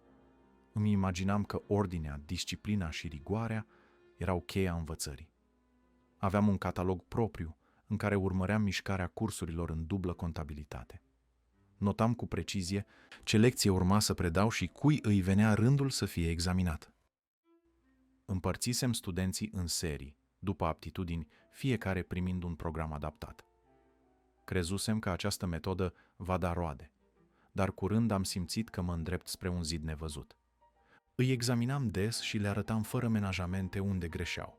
Îi notam după o scară bine cumpănită, slab, mijlociu, bine, dar fără indulgențe. Elevii, în special cei din familii bogate, au început să murmure. Spuneau că sunt nervos, că dau note proaste, că pedepsesc prea aspru. Nu înțelegeau că învățătura fără disciplină e ca o catedrală ridicată pe nisip. Eu nu voiam doar să le predau limba germană. Voiam să învăț rigoarea, ordinea, respectul față de cunoaștere. Dar pentru ei, eu eram doar un profesor pedant, rigid, prea sever pentru gustul lor. Curând am început să simt ostilitatea lor, ca un murmur surd care creștea cu fiecare săptămână. Și deși nu eram omul care să cedeze ușor, știam că lupta aceasta nu era a mea, că menirea mea nu era aceea de a încerca să educ un public care nu își dorea să fie educat, că locul meu nu era într-o sală de clasă unde efortul meu se lovea de pereți surzi. Începusem să înțeleg că aveam să-mi găsesc rostul în altă parte, undeva unde cărțile, ideile și visurile mele nu vor fi privite ca un moft, ci ca o chemare inevitabilă. Într-o dimineață rece, la ora 8, am intrat în clasă și am găsit bănci goale și un aer tăios, înțepător, ca o prevestire a ceea ce avea să urmeze. Elevii, într-un gest demonstrativ de răzvrătire, se baricadaseră în sala de gimnastică, refuzând să revină la cursuri și sfidând orice încercare de a-i readuce la ordine. Se întorseseră abia la ora următoare, la cursul lui Culianu, nu pentru a-și relua studiile, ci pentru a face clară direcția protestului lor. Mă priveau nu cu frică sau rușine, ci cu acea determinare puerilă, care, în ochii lor, îi transforma în eroi ai propriului destin. Livid, dar nu surprins, i-am privit cu un zâmbet ironic și amar. În tăcerea aceea grea, am înțeles că nu era doar o simplă revoltă studențească, ci un verdict rostit împotriva mea.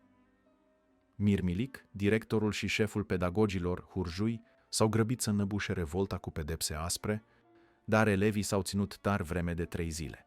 Li s-a tăiat mâncarea, dar nu s-au supus.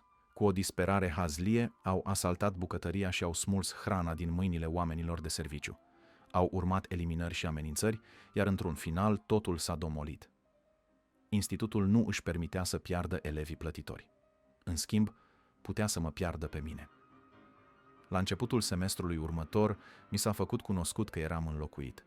Profesorul Paicu avea să îmi ia locul, iar școala era astfel salvată de prezența mea primejdioasă.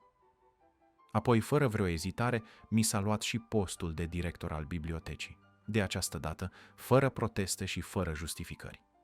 Funcția i-a revenit lui Dimitrie Petrino, un poet din nobilimea bucovineană, dar și un om decăzut, dezechilibrat, prins în mrejele alcoolului și desfrâului. Nimeni nu a putut sau nu a vrut să mă ajute. Nici măcar Maiorescu nu a putut să intervină, pentru că și poziția lui fusese compromisă. Ca o compensație, la 1 iulie 1875, Maiorescu m-a numit revizor școlar pe județele Iași și Vaslui. Priveam această nouă poziție cu o curiozitate resemnată. Aveam datoria de a supraveghea școlile din circumscripțiile mele, de a conduce cancelaria revizoratului și de a evalua starea învățământului primar. Primeam 500 de lei pe lună, o sumă bunicică, dar nu banii mă interesau. Ce mă intriga era lumea spre care mă îndreptam. Drumurile mi se întindeau în față ca niște promisiuni nesigure. Am pornit către Vaslui, unde realitatea m-a izbit mai tare decât m-aș fi așteptat. Nimic din ce am găsit nu era satisfăcător. Copiii veneau la școală în număr foarte mic, primarii erau niște mici satrapi locali, iar sărăcia țăranilor făcea orice efort educațional aproape inutil. Părinții se zbăteau între datorii și munca istovitoare a câmpului, iar școala părea un lux pe care nu și-l puteau permite. Învățătura era pentru ei o idee frumoasă, dar abstractă, ceva ce aparținea orașelor mari, nu vieții lor de trudă zilnică.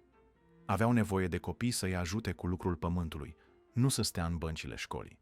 Cu naivitate și bună credință, am întocmit un raport detaliat, în care am propus soluții sociale, reorganizarea muncii, măsuri pentru combaterea bolilor, tot ce credeam că putea îmbunătăți viața acestor oameni. Nu mă feream să fiu meticulos. Dacă funcția îmi cerea doar să bifez vizite și să întocmesc rapoarte sterile, eu aveam să fac mai mult. Cutreieram satele, ascultam poveștile oamenilor și îmi notam fiecare detaliu. În Mânjești am găsit un singur știutor de carte. În Scheia, școala era închisă de mult. În alte sate, băncile erau doar niște scânduri goale, iar ceasurile sau clopotele pentru ore nu existau. La Șipotele, școlile fuseseră părăsite de peste 6 luni, iar notarul își mutase locuința acolo.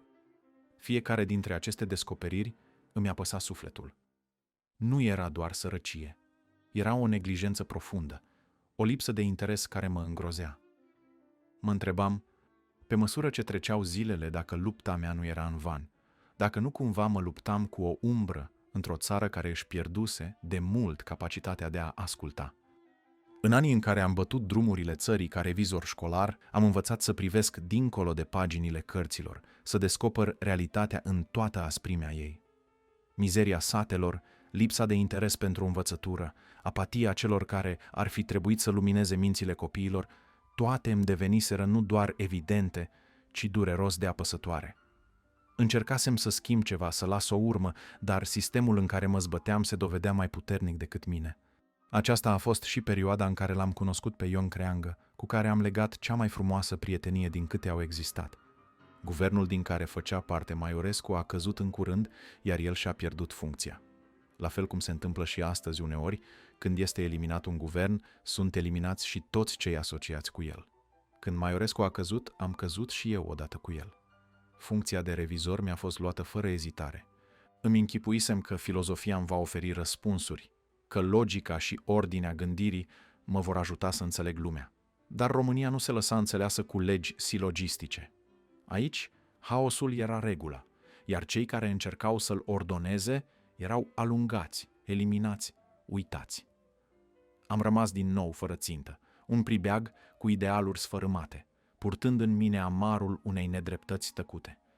Și apoi, ca o batjocură a sorții, au început acuzațiile, cărți dispărute din bibliotecă, zvonuri că le-aș fi luat eu, o conspirație ieftină, dar suficientă pentru a-mi întina numele. Am fost interogat, judecat fără dovezi, forțat să trăiesc cu umbra acestei defăimări. În același timp, Maiorescu era acuzat că a risipit fonduri, că a fost prea generos cu noi, cei care credeam în cuvântul scris mai mult decât în puterea banului.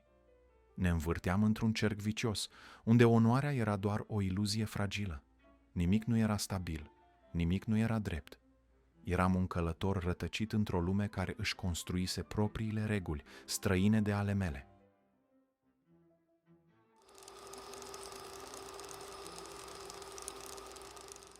Fără slujbă, fără sprijin, am început să caut un loc unde să-mi plec capul. Salvarea a venit de la un om la care nu mă așteptam, Ion Creangă. Un om simplu, dar nobil în felul său, un om în care inteligența se împletea cu umorul neîngrădit. Ne întâlniserăm întâmplător pe ulițele Iașiului, privindu-ne fugitiv, fără prea multe cuvinte. La vremea aceea era doar un învățător jovial, cu un fel de a vorbi care stârnea zâmbete și admirație. Vara aceea ne-a apropiat mai mult. Organizam prelegeri pentru învățători, iar el a venit din curiozitate. De acolo a fost de ajuns un singur drum la Crâșma Bolta Rece, ca să legăm o prietenie care avea să reziste tuturor furtunilor. Eu filosofam despre sistemele politice, el îmi răspundea cu zicători și anecdote. Vorbea în pilde, în povestiri care se construiau singure, într-o limbă care avea forța unui râu ce curgea necontenit. Mă copleșea cu umorul său și mă scotea din propriile mele labirinturi de gânduri. În ochii mei, el nu era doar un povestitor. Era geniul viu al poporului român. Și mai mult decât atât, era dovada că un om poate rămâne liber chiar și în fața celor mai cumplite restricții impuse de societate. L-am îndemnat să scrie. Măi, tată, scrie tot ce ai spus, să audă și alții, că e minunat de bine. Îi spuneam din nou și din nou. Ca să-l conving cu adevărat, l-am dus la Junimea. Am intrat împreună, amândoi veseli, amețiți de băutură, iar cei din jur ne-au privit curioși. Negruții l-a recunoscut pe loc. Creangă fusese diacon și singurul care nu-i oferise votul, trimițându-l să bată la alte uși pentru a deveni senator. Maiorescu îl cunoștea din alt context, căci îi fusese profesor. Dar acolo, în cercul Junimii, Creangă avea să-și descopere un alt destin. L-am convins să-și aștearnă poveștile pe hârtie. A început cu Soacra cu 3 nurori și când a citit-o în fața celor de la Junimea, reacția a fost pe măsură. Slavici și Miron Pompiliu i-au recunoscut talentul imediat, dar boierii Carp și Pogor au ridicat din umeri, incapabili să vadă frumusețea limbajului său. Nu conta. Soacra cu 3 nurori a fost publicată în Convorbiri literare pe 1 octombrie 1875. Apoi a venit capra cu 3 iezi, iar impactul a fost și mai mare. În fiecare cuvânt scris, Creangă își lăsa sufletul, iar cu fiecare rând, literatura română câștiga o voce nemuritoare. În curând, Creangă era cunoscut ca admirabil scriitor poporal, o etichetă pe care avea să o poarte întreaga viață. Dar pentru mine, el era mult mai mult. Era dovada vie că uneori, adevărata valoare nu are nevoie de recunoaștere oficială. Că geniul poate sta ascuns în umbra unui om simplu, cu vorba dulce și mintea ascuțită, și că uneori cele mai puternice povești sunt cele spuse de oameni care nu au nevoie de titluri pentru a fi nemuritori. Într-o lume în care meritele se pierdeau printre acte și favoruri, Creangă reușea să existe prin forța cuvântului. Și poate că asta era singura victorie care conta cu adevărat. Amândurora ne plăceau dărăpânăturile, rusticitatea, odăile împăienjenite, mâncărurile simple țărănești, vinul în ulcele, apa cu miros de brad, scăldarea în râuri și somnul în iarbă și în fân. Casa lui Creangă avea aerul unei lumi vechi, neatinse de graba vremurilor, și în ea mă simțeam ca într-un sanctuar al tihnei. Picioarele goale pe pământul rece, fumul blând al sobei în nopțile reci, râsul lui plin, hohotitor, ce făcea să vibreze pereții, toate acestea îmi deveniseră repere familiare. Ionică își purta cămeșoiul țărănesc cu mândrie și obișnuia să stea pe prispă, tolănit pe o saltea veche, scrutând orizontul ca și cum ar fi așteptat să vadă cum se schimbă vremurile. Îi povesteam despre Ieronim și despre filozofiile care mă bântuiau, iar el îmi vorbea despre satul lui din Bistrița, despre copilăria lui și despre oameni cu haz pe care doar el îi putea descrie cu atâta iscusință. Îi plăcea să ajute oricând era nevoie, cu o naturalețe care te făcea să crezi că așa fusese menit să fie. M-a învățat să privesc iașii de pe ciric, să gust pastrama fragedă și vinul cel mai bun, să disting farmecul ascuns al crâșmelor, unde râsetele se împleteau cu fumul și poveștile. Cutreieram orașul fără grabă, fără scop anume, doar pentru plăcerea de a fi, de a asculta, de a înțelege. Prietenia noastră, legată în cele mai simple și firești împrejurări, a continuat și după ce am plecat din Iași. Corespondam des, împărtășindu-ne gândurile cu aceeași sinceritate netulburată, până în 1885, când sănătatea mea m-a forțat să mă retrag din viața publică. Însă până la acea poveste mai este cale lungă. Am iubit un geniu. L-am iubit nu cu blândețea unei femei cu minți, ci cu toată arderea unei ființe care știa că dragostea, când e adevărată, doare. L-am iubit cu sufletul meu sfâșiat între chemare și jertfă. Pe Emin l-am iubit în nopțile lui de febră, în zilele lui de tăcere, în scrisorile scrise cu neliniște și dor, în liniștea lui în care eu mă simțeam vie. Mă numea copila lui cu suflet curat, dar în privirea lui purta o tăcere în care parcă adunase suferințele unei lumi întregi. În el pulsa o minte care nu cunoștea odihna, un suflet care mergea mereu mai departe decât putea trupul să țină pasul. Îi scriam cu mâna tremurândă, cu inima expusă, ca într-un testament al iubirii care cere să fie auzită. El trăia cu încrâncenarea unui om născut pentru adevăr, iar eu îl iubeam cu dăruirea unei femei născute pentru el. Ne-am iubit fără să știm să ne avem. Am rămas adesea departe, fiecare în miezul durerii sale, dar cu aceeași dorință arzătoare de a ne regăsi. Nu l-am văzut în laurii poeziei și nici în gloria clădită după moarte. L-am cunoscut în suferințele lui tăcute, în zbuciumul minții, în noblețea cu care îndura nedreptatea și în clipele când, în singurătate, devenea cel mai viu dintre oameni. Dincolo de geniu, a fost un bărbat fragil, dar adevărat. Eu l-am iubit cu toată ființa, mai profund decât clipa, mai adânc decât viața însăși, iar viața, cu nedreptatea ei, nu ne-a îngăduit să fim fericiți, dar iubirea noastră rămâne, nesupusă timpului, neștirbită de moarte.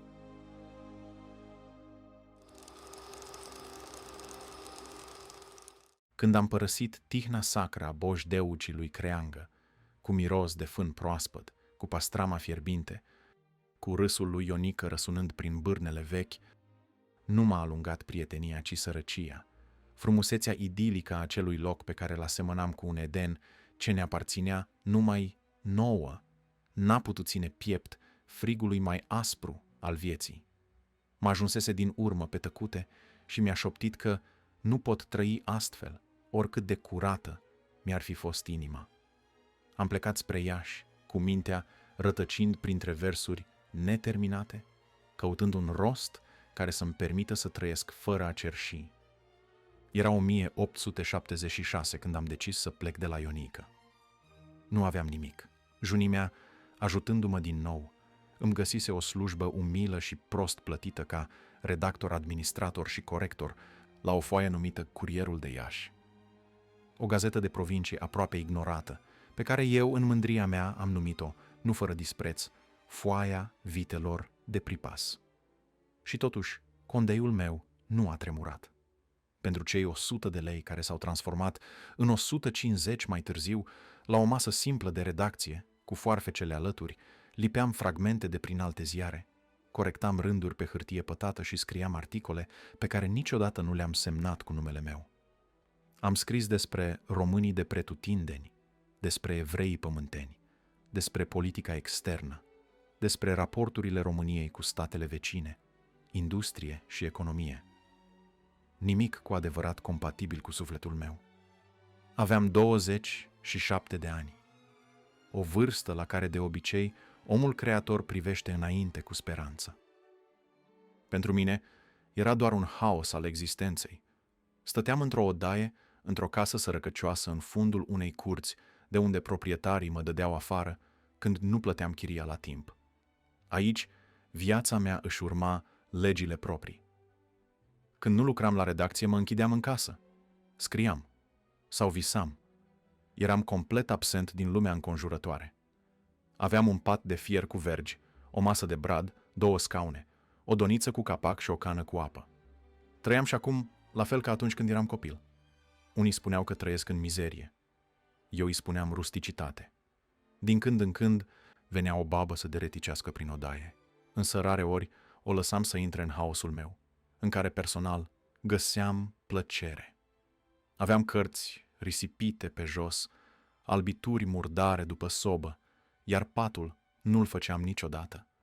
Apa din cofă devenea mlăștinoasă, iar pe alocuri se puteau vedea resturi din mâncarea frugală pe care o mâncam. Pâine cu nuci sau mere. Mă închideam în casă să-mi compun operele literare, fără să observ vreodată sau să mă deranjeze cojile de nuci și multele ghemotoace de hârtie împrăștiate în jurul meu. Munca mea născută din durere și visare m-a acaparat cu totul. Uneori, când veneau prieteni la mine, le observam reacțiile. Uneori, parcă se asfixiau în aerul greoi din încăpere. Îmi aduceau ce considerau că îmi lipsește. De asta, printre rufele mele murdare, deseori se găsea câte o batistă cu însemnele lui Bodnărescu sau ale doamnei Burlă. Dormeam încleștat. Mâncam cu o poftă animalică. Trăiam ca un mistreț, scurmând prin frunzele putrede ale singurătății. Așa eram. Și nu-mi păsa. Stăteam pe marginea patului meu sau la masă, absorbit de ideile mele. Nu trăiam în mizerie pentru că voiam, ci pentru că nu conta. Trupul meu era o anexă a minții. Și totuși de afară păream un boem.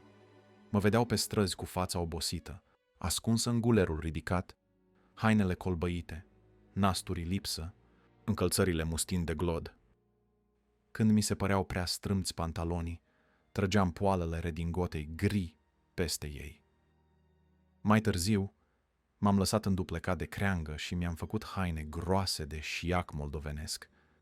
Îmbrăcat așa, păream o piatră de hotar, bătută de ploi. Cu părul lung dat pe spate, mușcându-mi mustața, treceam agale spre copou sau spre sărărie, absent față de lumea înconjurătoare, prezent în gândurile mele, reflectând mereu la articolele pe care urma să le scriu. Deși nevoile mele materiale erau mici, viața pe care o duceam în Iași nu era deloc pe placul meu. Mă apăsa nesiguranța, munca searbădă îmi răpea timpul de studiu și, mai ales, simțeam lipsa mijloacelor de a-mi procura instrumentele necesare muncii intelectuale. Aveam o sete de independență economică și morală, o neliniște mocnită ce mă făcea să nu accept compromisuri. Răbdam, dar nu uitam. A fost acest zbucium al firii mele ceea ce a dus, curând, la un conflict cu domnul Mircea, directorul Tipografiei Naționale, unde se tipărea Curierul de Iași. Mircea, legat prin interese profesionale de domnul Pastia, primarul orașului, m-a rugat să scriu un articol de apărare pentru acesta, atacat într-o foaie locală. N-am putut. Nu-l cunoșteam pe omul acela. Nu mă cunoștea nici el pe mine. Cum să-mi pun semnătura pe o judecată pe care nu o împărtășeam? Când Mircea mi-a propus să semnez un text scris de el, i-am răspuns cu o furie rece. Nu doresc ca stilul unui om care nu știe să lege două vorbe să treacă drept stilul meu. Nu vreau să fiu amestecat într-o troacă cu oricine. Eu nu semnez greșelile unui avocat de mâna a treia. Consecința? Mi s-a cerut să părăsesc redacția gazetei.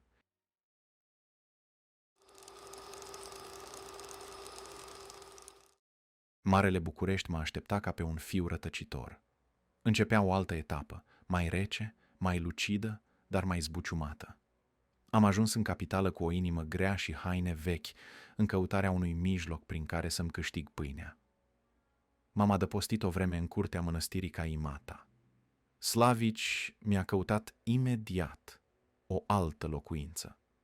Pe o uliță ascunsă, dar aproape de centru, în strada Speranței, am găsit o căsuță cu pridvor de lemn, 2 odăi, o tindă și o bucătărie.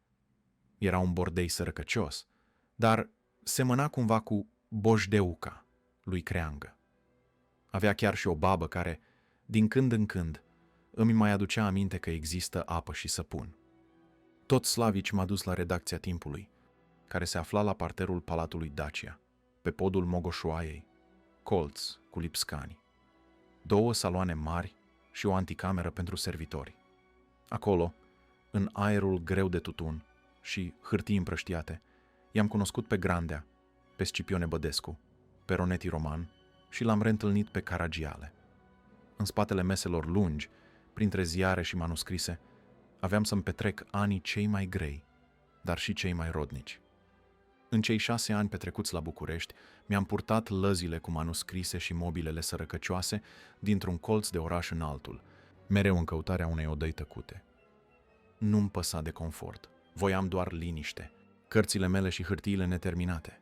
Pe 9 polițe de brad îmi așezasem cărțile, lungi de 4 metri, pline de idei strânse ca niște oase în mormânt. Hârtiile, în cufere, masa era din brad, patul din fier cu vergi. Mă închideam în casă și scriam. Încuiam ușa, ca să nu vină baba de reticătoare și să-mi strice ordinea gândurilor. Dezordinea mea era sanctuar. Mirosea a cerneală uscată, a gânduri arse, a visuri neterminate. Plăteam chiria în avans, să nu-mi răvășească cineva bunul cel mai de preț, liniștea. Acolo, în acele odăi, s-a dus o bună parte din viața mea. Nu pentru glorie, nu pentru laudă, ci pentru că nu știam altfel să fiu. Munca mea nu avea martori, dar fiecare cuvânt pus pe hârtie îmi salva, pentru o clipă, sufletul din prăpastie. Prietenii, neliniștiți de starea în care mă aflam mai tot timpul, încercau să-mi vină în ajutor.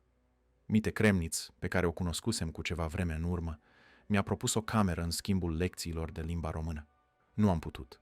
Cum aș fi putut să o las să vadă mizeria în care trăiam? Mizeria nu era doar în haine, ci în tot ce atingeam. Odată când am plecat din București, Maiorescu, binevoitor și meticulos, a poruncit să mi se aducă totul acasă la el.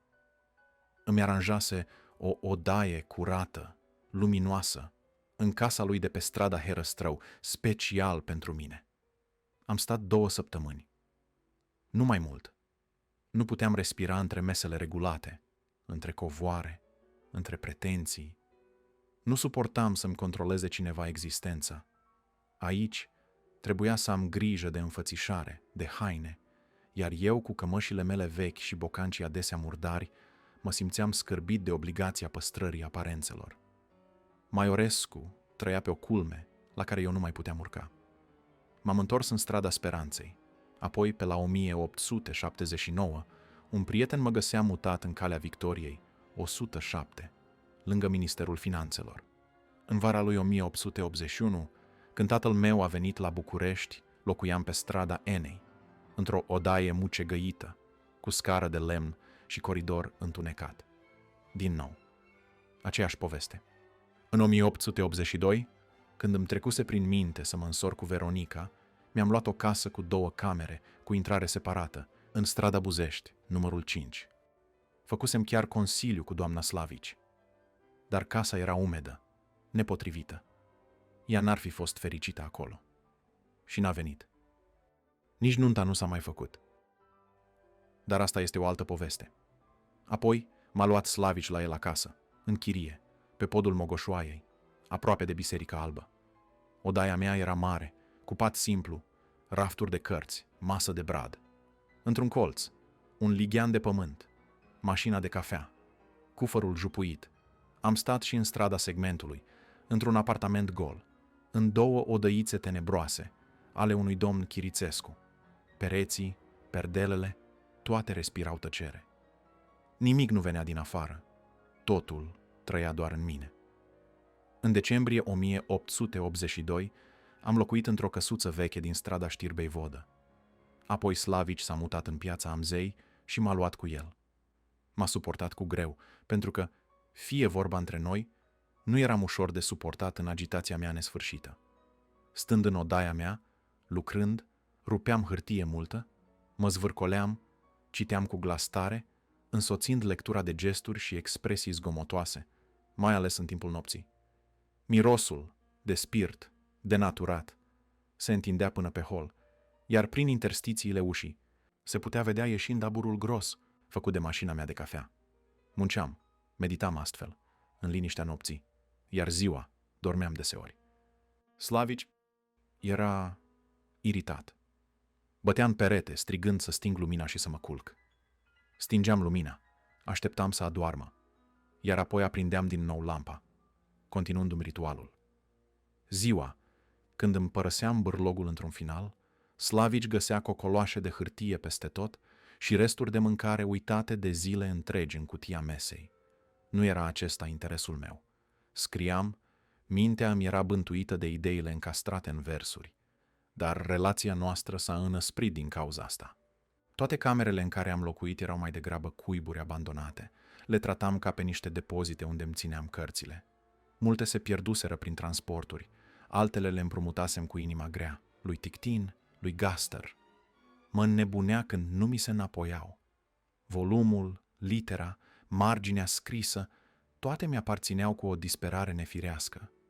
Mi-am spus, într-o zi, că îmi voi lua un dulap mare, de la talcioc. Măsuram ușa, calculam unghiurile. Niciodată nu l-am cumpărat. Ascuns de ochii lumii și de zarva Bucureștilor, m-am întors mereu, noapte după noapte, spre aceeași lampă tremurândă și spre mirosul greu de cafea rece și spirit. Acolo, printre rafturi improvizate și volume prăfuite, mă prindeau zorii, îmbrăcat uneori doar în cămașa de noapte și cu surtucul aruncat deasupra. Așa lucram, așa trăiam. Când nu eram în odaia mea, mă refugiam în birturi și cafenele ieftine, la Duro, pe strada Academiei, la Enache, lângă minister, mă afundam în reviste germane, râzând uneori singur. La Ote Teleșanu stăteam tăcut, dar deodată izbucneam aprins într-o discuție, doar pentru a recădea într-un zâmbet stins. Pe podul Mogoșoaiei, la șosea, mergeam adesea cu câte un prieten, cel mai adesea un ardelean, vorbind despre mizeria omului și căutarea sensului. N-am avut în anii de sănătate patima băuturii, dar un pahar de vin roșu, Lacrima Christi, băut alături de Teodor Nica, Dionisie Miron sau Costache Maroneanu, era o alinare. Într-o zi de august 1878, foști colegi de la Viena, înfierbântați de o nuvelă, au venit la redacția Timpului. M-au găsit muncind, în cămașă, fără cravată, cu hârtii împrăștiate, mușcând dintr-un măr. Mizerie, băieți, vecinică, mizerie, le-am spus. Adevărul e că nu mă plângeam de meserie, ci de lumea din afară, care mă trăgea în jos când eu voiam să urc. Am vorbit o vreme și apoi, uitându-mă la ei, Mi-am amintit de vechiul nostru semnal de pe vremea studenției. Mi-am bătut ușor un dinte cu unghia, lăsând să se audă un sunet subtil. Știau toți ce însemna. Mi-au răspuns semnalului cu o ușoară aprobare tacită. Aveau bani de cheltuit. Ne-am îndreptat atunci spre grădina La Idee, un local cât se poate de original, în care mămăliga era numită Mândrie Națională, iar cuțitul, într-un gest ironic, era botezat Bismarck. La beție deveneam alt om. Înduioșat de soarta omenirii, simțeam o nevoie nestăvilită de a dărui.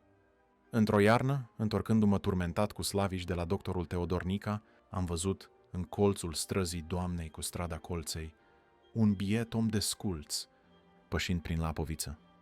M-am oprit și m-am rezemat de un morman de cărămizi. Mi-am dat jos ghetele. Ai căpiat?" a țipat Slavici. O să-i dai tu ghetele tale, dar rămâi însuți desculț." Eu?" i-am răspuns. De mine să nu-ți pese. Eu pot să umblu și desculț, dar el, săracul?"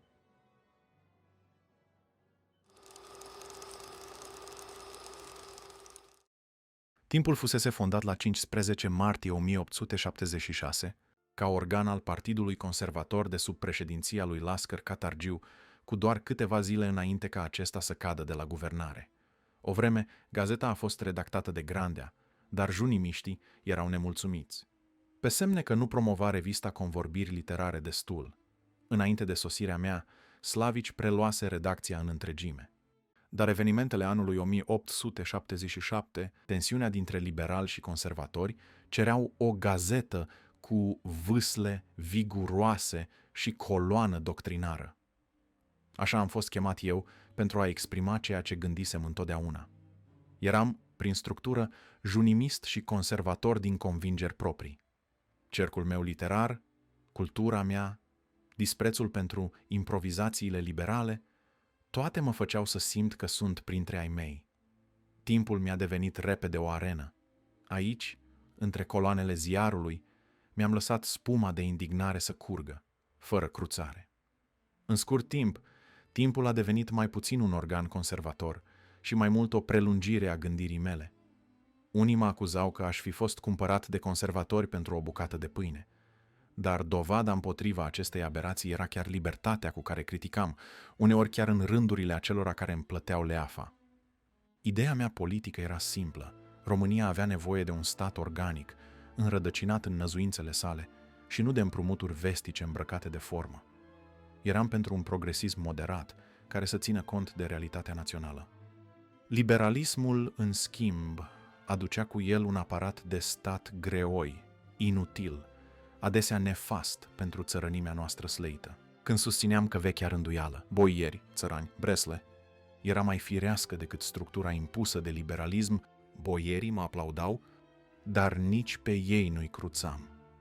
Furia mea cădea adesea peste burghezia parvenită, pe acei funcționari ajunși miniștri din nimic, cumularzi de funcții, acele păpuși ce voiau să trăiască fără muncă, fără știință, fără demnitate. Scriam: ce caută aceste elemente nesănătoase în viața publică a statului? Ce sunt aceste păpuși care doresc a trăi fără muncă, fără știință, fără avere moștenită, cumulând câte 3-4 însărcinări publice dintre care n-ar putea să împlinească nici pe una în deplină conștiință? Când am enunțat teoria păturii superpuse, am stârnit o adevărată furtună. Să spui că o parte din burghezia română era de origine străină. Era o rană adâncă în orgoliul elitelor.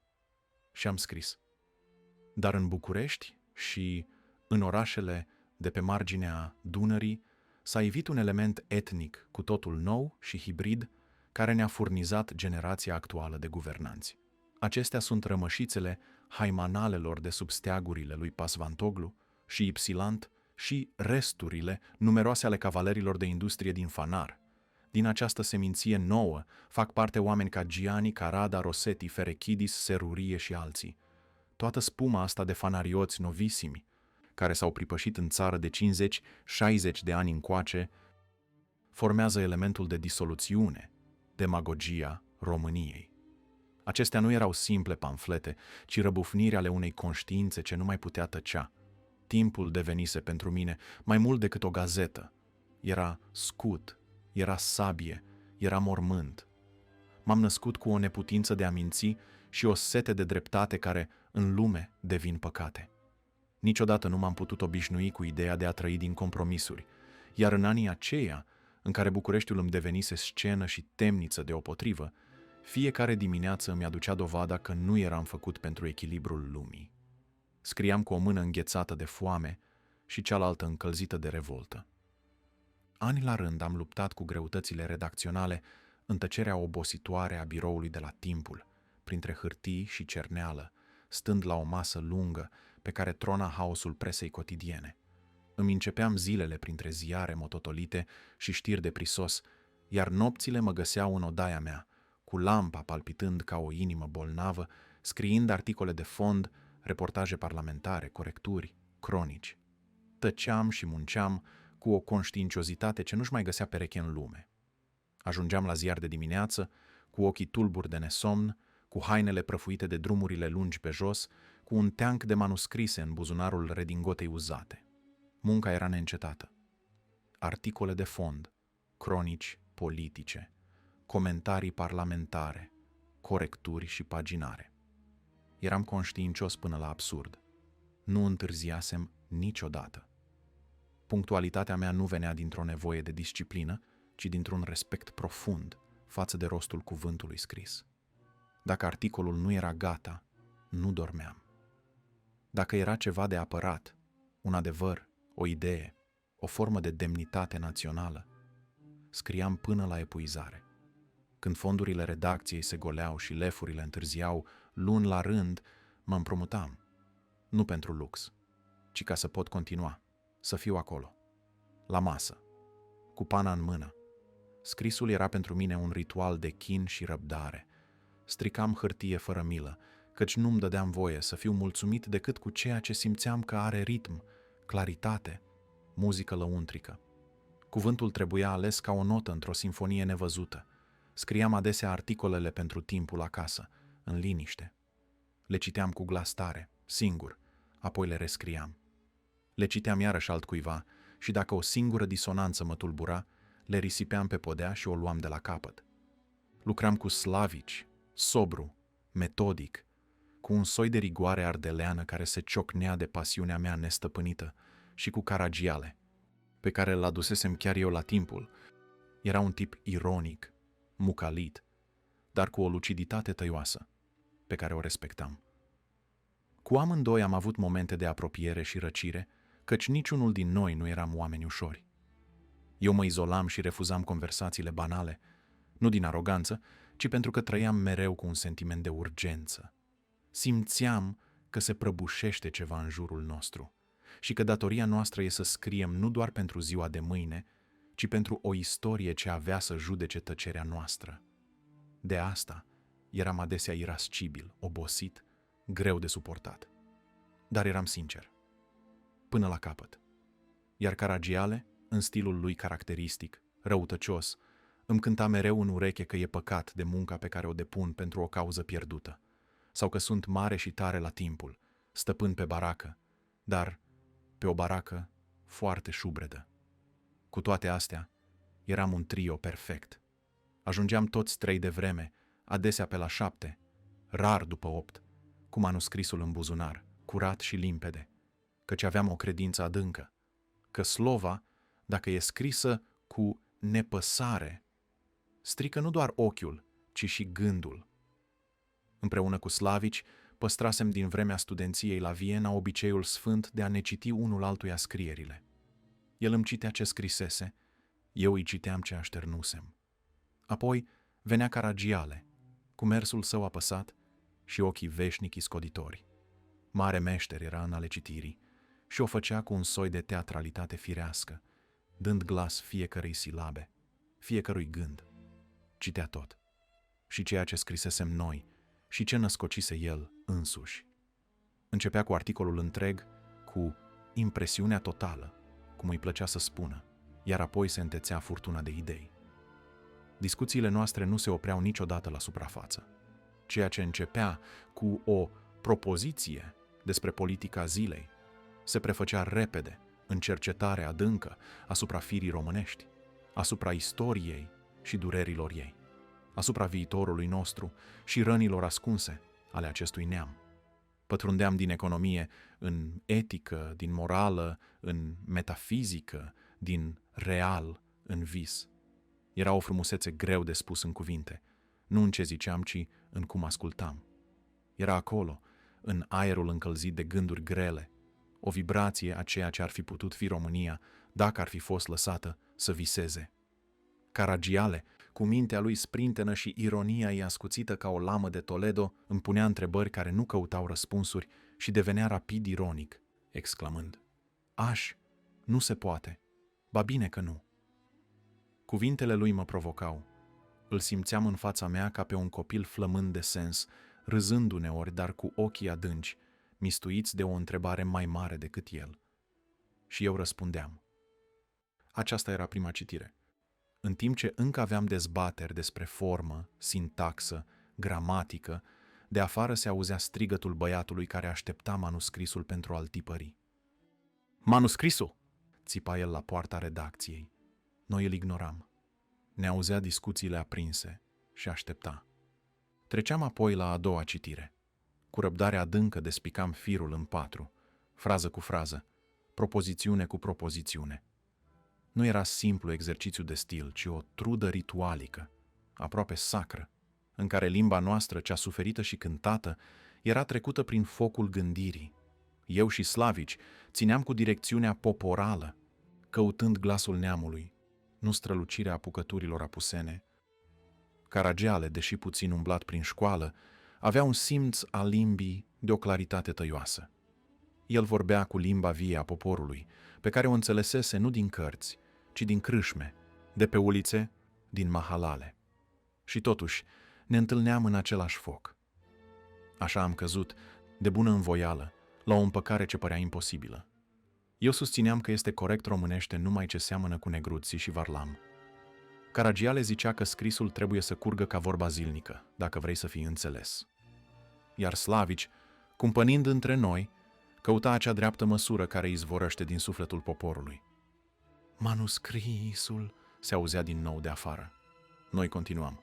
Deoarece niciuna dintre gramaticile de pe atunci nu ne putea fi sprijin, ne-am pus în gând să ne clădim una proprie, nu pentru academii, ci pentru conștiința noastră. Fiecare își luă o parte, eu etimologia. Pentru că acolo găseam sângele cuvintelor, istoria lor. Caragiale, cu verva și logica lui vie, s-a înhămat la sintaxă. Slavici, mai metodic și mai atent la firescul exprimării, își asuma alegerea și potrivirea cuvintelor după rostirea poporului. "Stai, infamă creatură!" izbucnea Caragiale cu o fluturare teatrală din mână. "Nu vezi că fraza e rău construită?" "Pciu! Păcatele mele!" săream și eu cuprins de râs și mirare. "Nu vezi că vorba e rău declinată?" Și de aici începea dansul logicii, al silabelor răsucite și al încordării limbii, până în miezul ei viu. În câteva clipe, masa de lucru devenea o catedră improvizată. Și iară discuția se afunda, de data asta în meandrele genitivului, când spuneai acasei și când acasii, când mânăi și când mânei. Ne pierdeam uneori printre terminații ca într-un joc de copii, dar pentru noi nu era joc, ci jurământ. "Manuscrisul!" se auzea a treia oară de la poartă. Într-un final, după îndelungi discuții, băiatul își primea manuscrisul, dar nu înainte să fie fără de cusur. Căscioara din strada Speranței unde stăteam, azi pierdută sub betoane și uitare, era pentru mine mai mult decât o locuință. Era o chilie a gândului, o grotă cu lumină slabă, dar cu ziduri ce păstrau taina nopților lungi. 2 camere modeste, cu un pridvor de lemn, o masă de brad, un pat încropit din topor, câteva scaune șubrede și o ladă grea care îmi ținea loc de dulap. Acolo, între rafturi încărcate de cărți latine, germane, slave și sanscrite, îmi petreceam serile cu ei, cu Slavici și Caragiale. După ce terminam lucrul la redacție, obosiți, dar încă însetați de vorbă, ne îndreptam spre casa mea. Acolo nu mai era zarva redacției să ne tulbure firul ideii. Aprindeam spiritul la mașina de cafea, ce nu lipsea niciodată de pe masă, și luam, în tăcere sau în râs mocnit, câte o cafea amară. Fumul se încolăcea în jurul nostru, iar nopțile se lungeau până în cântatul cocoșilor, cu gânduri, dispute, râsete și uneori tăceri ce spuneau mai mult decât 100 de articole. Cel mai adesea rămâneam doar noi doi, eu și Caragiale. Slavici avea și alte treburi, dar noi nu oboseam. Citeam mult, cu o foame nestăvilită. Discutam tot. Despre țară, despre morală, despre vers, despre viață. Ceea ce ne apropia nu era doar ideea comună sau limba împărtășită, ci o adâncă potrivire în simțiri și în dorința noastră nestăvilită de a înțelege lumea, chiar și atunci când părea de neînțeles. O vreme am fost nedespărțiți ca doi frați crescuți în același spirit, dar cu inimi născute din contraste. Eu veneam cu melancolia și cartea, el cu iscodirea aprigă și râsul iute, gata să spintece orice solemnitate. Îl simțeam flămând de sens, dornic să prindă din mers idei care altfel i-ar fi scăpat printre degete. Și, ca să le smulgă din mine, mă provoca, mă împungea cu îndoieli prefăcute, cu ironii mărunte, cu bășcălii făcute parcă din lutul mahalalei. Măi, drept să-ți spun mie, cant al tău mi se pare un mare moftangiu. Îmi spuse într-o zi, privind în tavan cu aerul acela hâtru ce mă scotea din minți. Mi se zbârlea pielea. Cum să spui așa ceva despre Kant? Despre acela care a pus rând în gândire ca nimeni altul. Și mă aprindeam, îi vorbeam ceasuri întregi despre ideile pure, despre rațiunea practică, despre noumen și fenomene, despre revoluția gândului și despre cum, fără Kant, lumea modernă ar fi rămas fără coloană vertebrală. Dar el, neostenit provocator, doar dădea din cap și mormăia. Bine, omule, dar mai de ună zi erai de altă părere. Atunci îl fulgeram din priviri, gata să-l strivesc cu o frază nemțească. Știi că ai haz? Zicea el zâmbind. Cum am mai putea să discutăm dacă am fi amândoi de aceeași părere? Mă înverșunam din nou, dar de fiecare dată îl lăsam să mă tragă în jocul lui. Casa mea era așadar și academie, și tribunal, și mănăstire, și câmp de luptă deopotrivă. În acea perioadă se mai întâmpla ceva. Mă sfârșeam în redacție, cu fruntea pe teancuri de corecturi, cu trupul slăit de nopți nedormite și informații adunate în grabă, în duhoarea tiparului, în fierbințeala hârtiei, proaspăt scoase. Fiecare literă era o picătură din carnea mea. Mă simțeam obosit, nu de muncă, ci de tăcerea cu care această lume trecea pe lângă mine. De sângele meu tulburat, de o boală pe care nimeni nu o înțelegea, dar care mă mesteca, mă zdrobea pe dinăuntru. Încercam încă să fiu demn. Încercam să nu arăt. Dar știam. Începuse. Coardele plesniseră. În 1878 mă cuprinseseră niște dureri cumplite. Picioarele mi erau acoperite de ulcere. Inima îmi bătea haotic, fără ritm, ca un ceas stricat de mâna unui copil. Mă visam paralizat, lovit de apoplexie, prins într-un corp inert, incapabil să se mai ridice din pat. Devenisem străin în propria-mi carne și ceea ce înainte era memorie vie, acum era doar gol. Am început să cred că o tumoare mi-apasă creierul, că în spatele frunții mele obosite stă pitită o umbră rece care îmi desface gândurile unul câte unul. Când toți mă arătau cu degetul drept geniu, eu nu mai puteam fi sigur că sunt întreg. Boala nu m-a cruțat, ci s-a hrănit din mine, la oaltă cu fiecare rând scris, cu fiecare noapte pierdută în redacție. Vara, când alții plecau spre băi și aer rece de munte, eu rămâneam în București, cu trupul îmbibat de căldura trotuarelor și cu fruntea scăldată în aburii cernelii. Eram obosit. Uf, nu mai pot, murmuram uneori. De ce nu pleci? Mă întreba câte un cunoscut. Dar unde să mă duc? Cu ce să mă duc? Și pe cine să las în locul meu? În același an, doctorul Kremnitz m-a văzut, m-a consultat, dar spunea că nu vede nimic grav în rănile care îmi sfâșiau picioarele. Tot el, paradoxal, a făcut posibilă o scurtă evadare.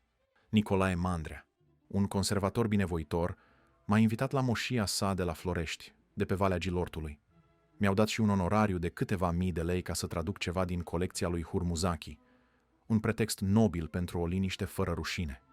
În conacul acela gol am fost singur și pentru o vreme viu. Râurile, codrii, dealurile, chiar și aerul păreau să mă vindece. Slavici, când a trecut pe acolo, m-a găsit senin. Dar seninătatea nu a durat niciodată prea mult la mine. Bucureștiul mă chema din nou, tiparnița lui nu putea funcționa fără mine. Redacția mă seca. Unii spuneau că făceam din timpul un organ al antipatiilor personale.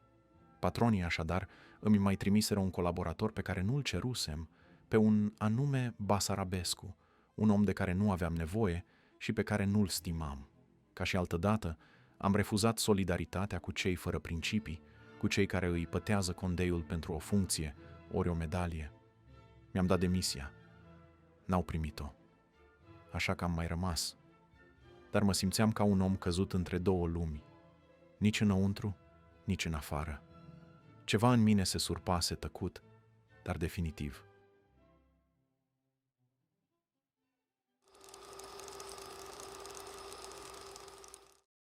Despre mine și Maiorescu s-au spus multe, că ne-am înfruntat, că ne-am rănit, că am fost doi dușmani legați de orgolii.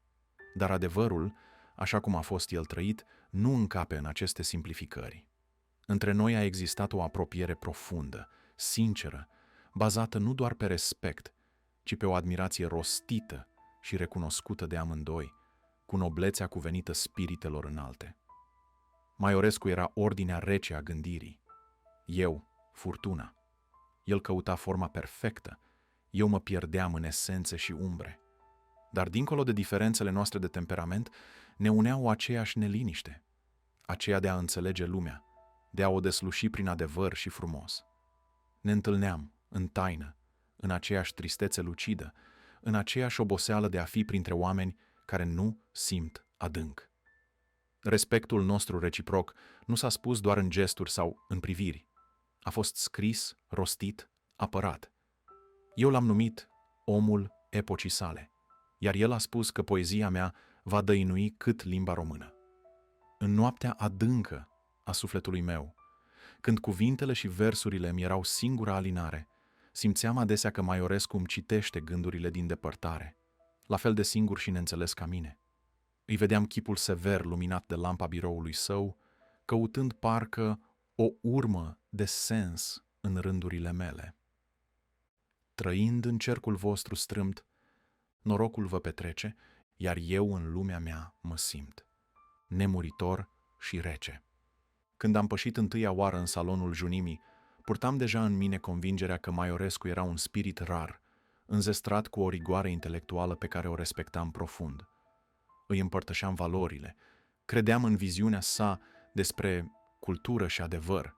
El fusese binecuvântat de soartă cu stabilitate și prestigiu. Eu, cu zbucium și lipsuri.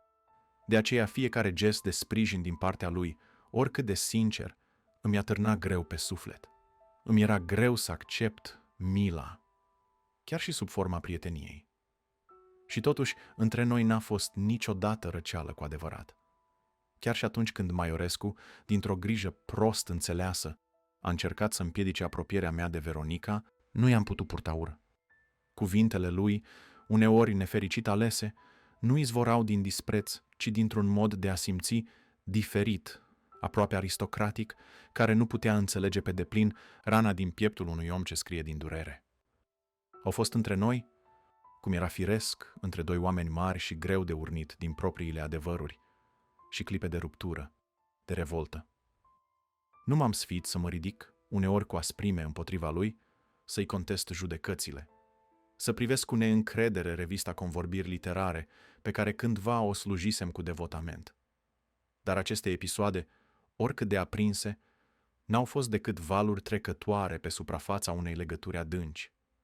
Nu trebuie să judecăm o prietenie după furtunile ei, ci după cum a rezistat în ciuda lor. Când Maiorescu a fost atacat pe nedrept la Viena, n-am stat deoparte. L-am apărat cu toată puterea condeiului meu, așa cum el, mereu, mi-a apărat opera cu admirație declarată și luciditate. Frecventam casa lui Maiorescu, unde Junimea își avea filiala bucureșteană. Acolo, pe lângă discuțiile aprinse, citeam scrisoarea a treia. Mergeam împreună la concertele lui Sarasate, la reprezentațiile lui Ernesto Rossi și, în general, trăiam un simulacru de normalitate. Junimea bucureșteană era diferită de cea de la Iași. Rece, elegantă, stratificată, cu poleiala unui salon occidental. Aceeași doctrină, dar cu sufletul împietrit. Cei ce la Iași mă întâmpinaseră cu mirare și duioșie, aici erau ocupați cu polemici și gazete, cu reforme și campanii politice. Eram un poet printre funcționari, un rătăcit printre pragmatici, însă, în fond, scopul Junimii era același. O societate literară cu rădăcini moldovene, cu ramuri întinse în capitală, devenind un far călăuzitor pentru mințile luminate ale vremii. Sub îndrumarea neobositului Titu Maiorescu, întâlnirile Junimii adunau o pleiadă de gânditori, scriitori și artiști, toți animați de dorința de a clădi o cultură națională autentică. La reuniuni se dezbăteau opere literare, se analizau curente filozofice, se ciocneau idei, se năștea critica ascuțită, dar constructivă, menită să șlefuiască și să înalțe. Nu lipseam niciodată de la seratele Junimii. Ajunsesem să fiu lectorul oficial și o făceam cu grijă, ca fiecare cuvânt să-și găsească rostul. Îmi amintesc clar seara, când am citit Sărmanul Dionis. Înainte de lectură, eram retras într-un fotoliu, aparent absent și plictisit. La sosirea lui Maiorescu am început să citesc, pătruns de propriile mele gânduri și idei. Pasajul suna cam așa. Și tot astfel, dacă închid un ochi, văd mâna mea mai mică decât cu amândoi. De-aș avea 3 ochi, aș vedea-o și mai mare și cu cât mai mulți ochi aș avea, cu atâta lucrurile din prejurul meu ar părea mai mari. Cei prezenți se uitau nedumeriți unul la altul, confuzi și nerăbdători să înțeleagă direcția povestirii. Uneori mă pierdeam prea mult în complexitatea propriilor mele reflexii metafizice, ignorând posibilitatea ca auditoriul să nu poată urmări gândul meu. Când am adus explicații mai clare, explicând povestea orfanului Dionis, am văzut cum publicul a respirat ușurat. Mulți voiau doar să înțeleagă mai limpede ce scriam, chiar dacă întrebările lor căpătau uneori tonuri de pedanterie. Eu însă citeam cu adevărat doar pentru Maiorescu. El era singurul în care aveam încredere deplină, singurul care înțelegea dedesubturile gândirii mele, trecerile sufletului prin timp, prin lumi.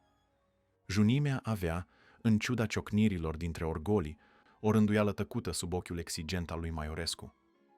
Și chiar dacă firea mea nu era una ușor de ținut în hotare, nu m-am rupt niciodată de ei. Nu mi-am publicat versurile, fără ca el să le fi citit. Și, cu vremea, până și cei care mă priveau cu rezervă au ajuns să-mi strângă mâna cu prețuire. Am primit criticile și înțepăturile cercului Junimii cu o tăcere pe care unii au luat-o drept mândrie, alții drept dispreț.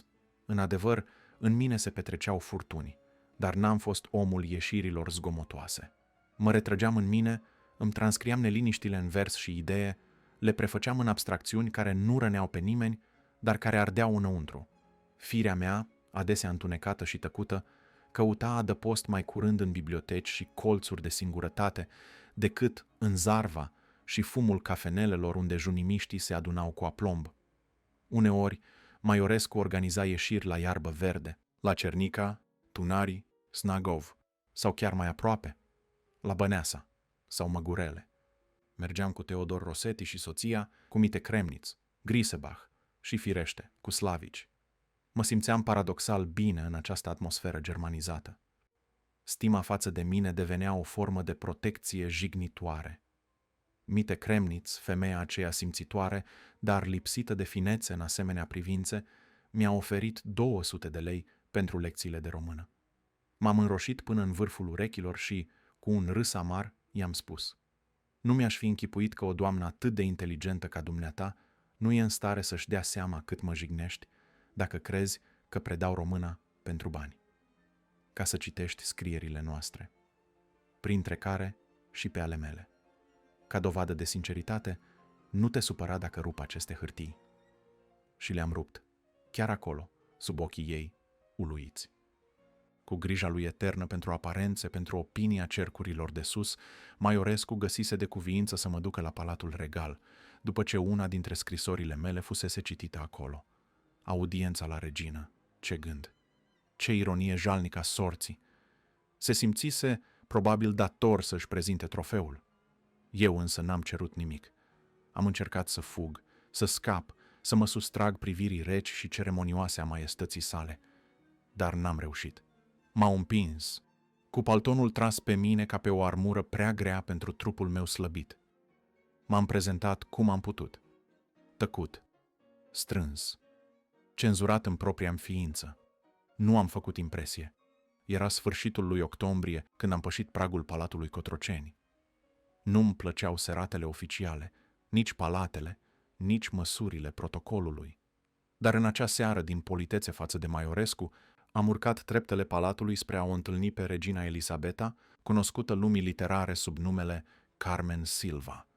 Regina m-a primit cu blândețe, cu acel amestec straniu de aristocrație și sensibilitate care nu te flata, dar nici nu te rănea. Mi-a servit ceai cu mâna ei, fără nicio urmă de înfumurare. Și-a dat seama, firește, că nu mă simțeam în largul meu. A spus mai târziu, cu o luciditate aproape dureroasă, că păream venit dintr-o altă lume, asemenea lui Manfred ori Faust, că ochii mei treceau prin ziduri, că tinerețea îmi fusese devreme arsă de un foc lăuntric. Mi-a citit o poezie și mi-a cerut părerea. I-am spus cu voce liniștită, dar fermă, că mai bine n-ar fi publicată. S-a mirat și a fost, desigur, ofensată. Însă, eu nu puteam să mint. Nu ne-am mai revăzut. La final, am răsuflat ușurat. Am plecat supărat și nu doar pe mine, ci și pe Maiorescu, mai ales pe el. Și totuși, n-a fost o întâlnire zadarnică. Regina a reținut versurile mele în inima ei. A ales 21 de poezii și le-a inclus în volumul Rumenische Dichtungen, o antologie pe care a alcătuit-o împreună cu Mite Kremnitz. Mai târziu, m-a descris drept un poet, aruncat dezorientat pe pământ, nemai știind cum să regăsească aici comorile pe care le poseda. Poate că în acea frază se afla mai mult adevăr decât în vorbele criticilor. În ciuda acestor scene absurde, în ciuda lumii care nu mă încăpea, numele meu începea să se rostogolească prin gura tinerilor. Îi vedeam uneori pe băncile liceelor, cum își treceau convorbirile literare din mână în mână, cum își șopteau unul altuia cu ochii mijiți de emoție. Uite-l, e Eminescu! Mă recunoșteau pe stradă, însă astfel de evenimente mă stânjeneau profund, cu toate că îmi cunoșteam prea bine calitățile. Printre cei care gravitaseră în jurul meu, Alexandru Vlahuță îmi era cel mai apropiat. Vorbeam uneori la câte o cafenea, despre viață, despre poezie, despre tot și nimic.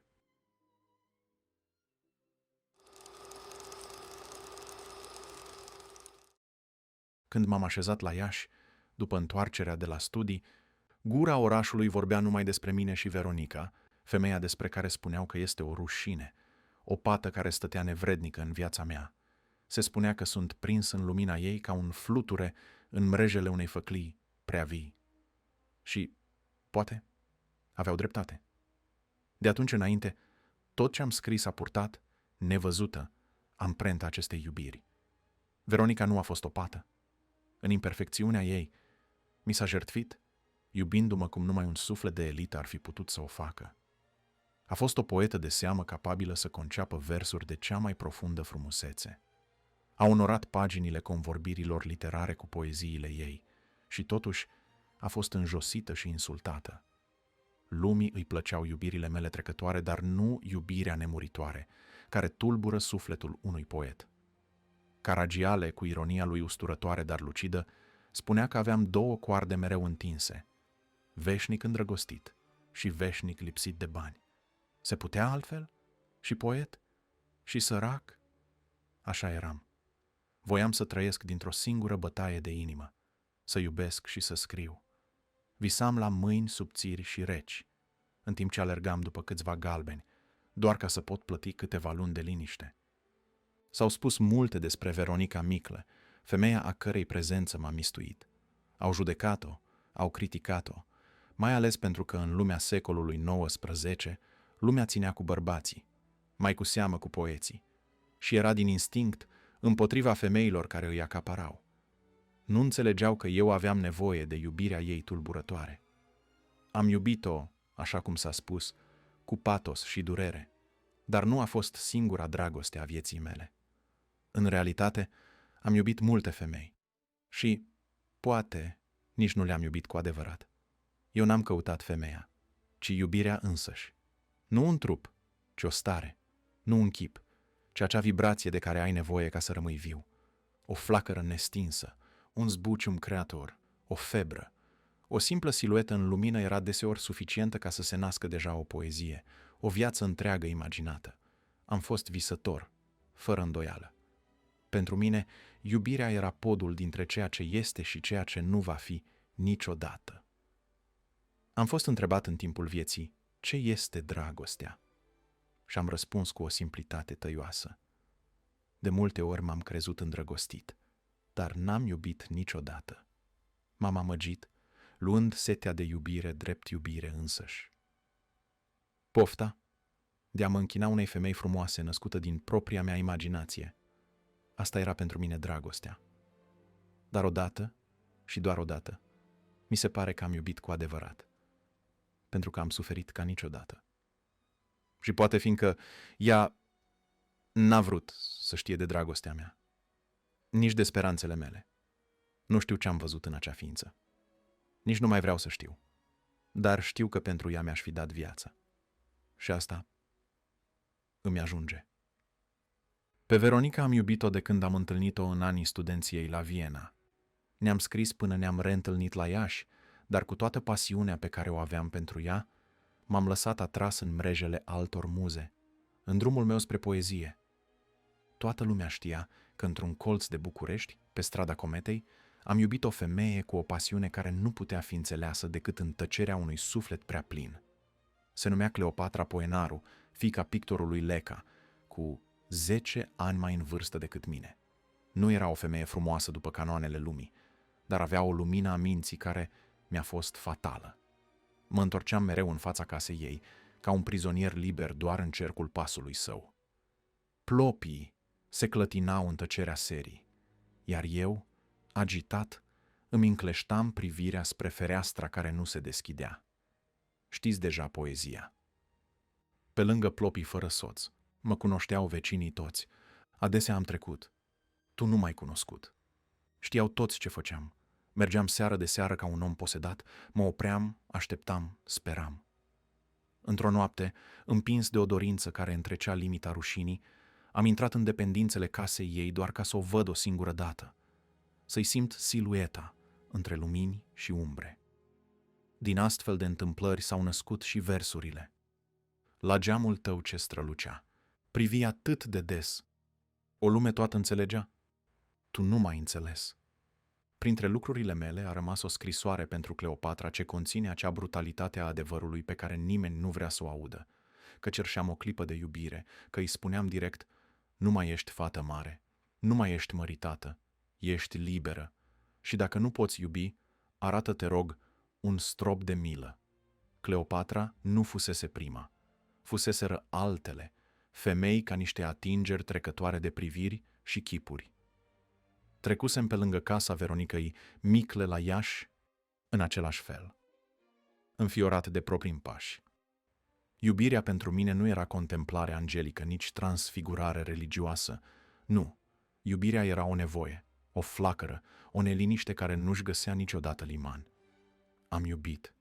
Sau, poate doar, am dorit cu violență să iubesc. Îmi trebuia o zi, o oră, un singur moment care să mă consume până la cenușă. Simțind astfel, am scris versurile O zi din viață să-mi fi dat. O zi mi-era de ajuns. Femeile pe care le-am dorit nu erau simboluri, ci ființe din carne, cu suflul lor cald, cu buzele, cu absențele lor zdrobitoare. Apoi a mai fost și Mite Kremniț. Zvonul relației noastre a fost privit de unii cu îndoială, considerat absurd, prea neverosimil. Dar nu e tocmai în absurditate o formă de adevăr? Toată viața mea am căutat femeia care nu era acolo. O suedeză cu voce de cristal, o englezoaică tăcută la Florența, o amintire fugară pe o bancă de piatră. Mereu altundeva, mereu prea târziu. Pe Mite am cunoscut-o în casa lui Maiorescu. Nu m-a plăcut la început. Mi-o spusese chiar ea, mai târziu, cu acea sinceritate rece a femeilor care știu că stârnesc dorință. Eram nebărbierit, palid, cu haine vechi. Râdeam prea tare, mă pierdeam în cuvinte, dar totuși, ea a început să-mi traducă versurile în germană. Era o legătură. Nu iubire poate, dar o fascinație reciprocă, o încurcătură de voințe și dorințe încurajate discret. Îmi amintesc clipa. Lucram împreună la un dicționar etimologic. Eu îi ofeream sinonime. Ea copia. Stăteam alături, tăcuți, până când, fără să premeditez, m-am întors și am sărutat-o. Ea n-a spus nimic.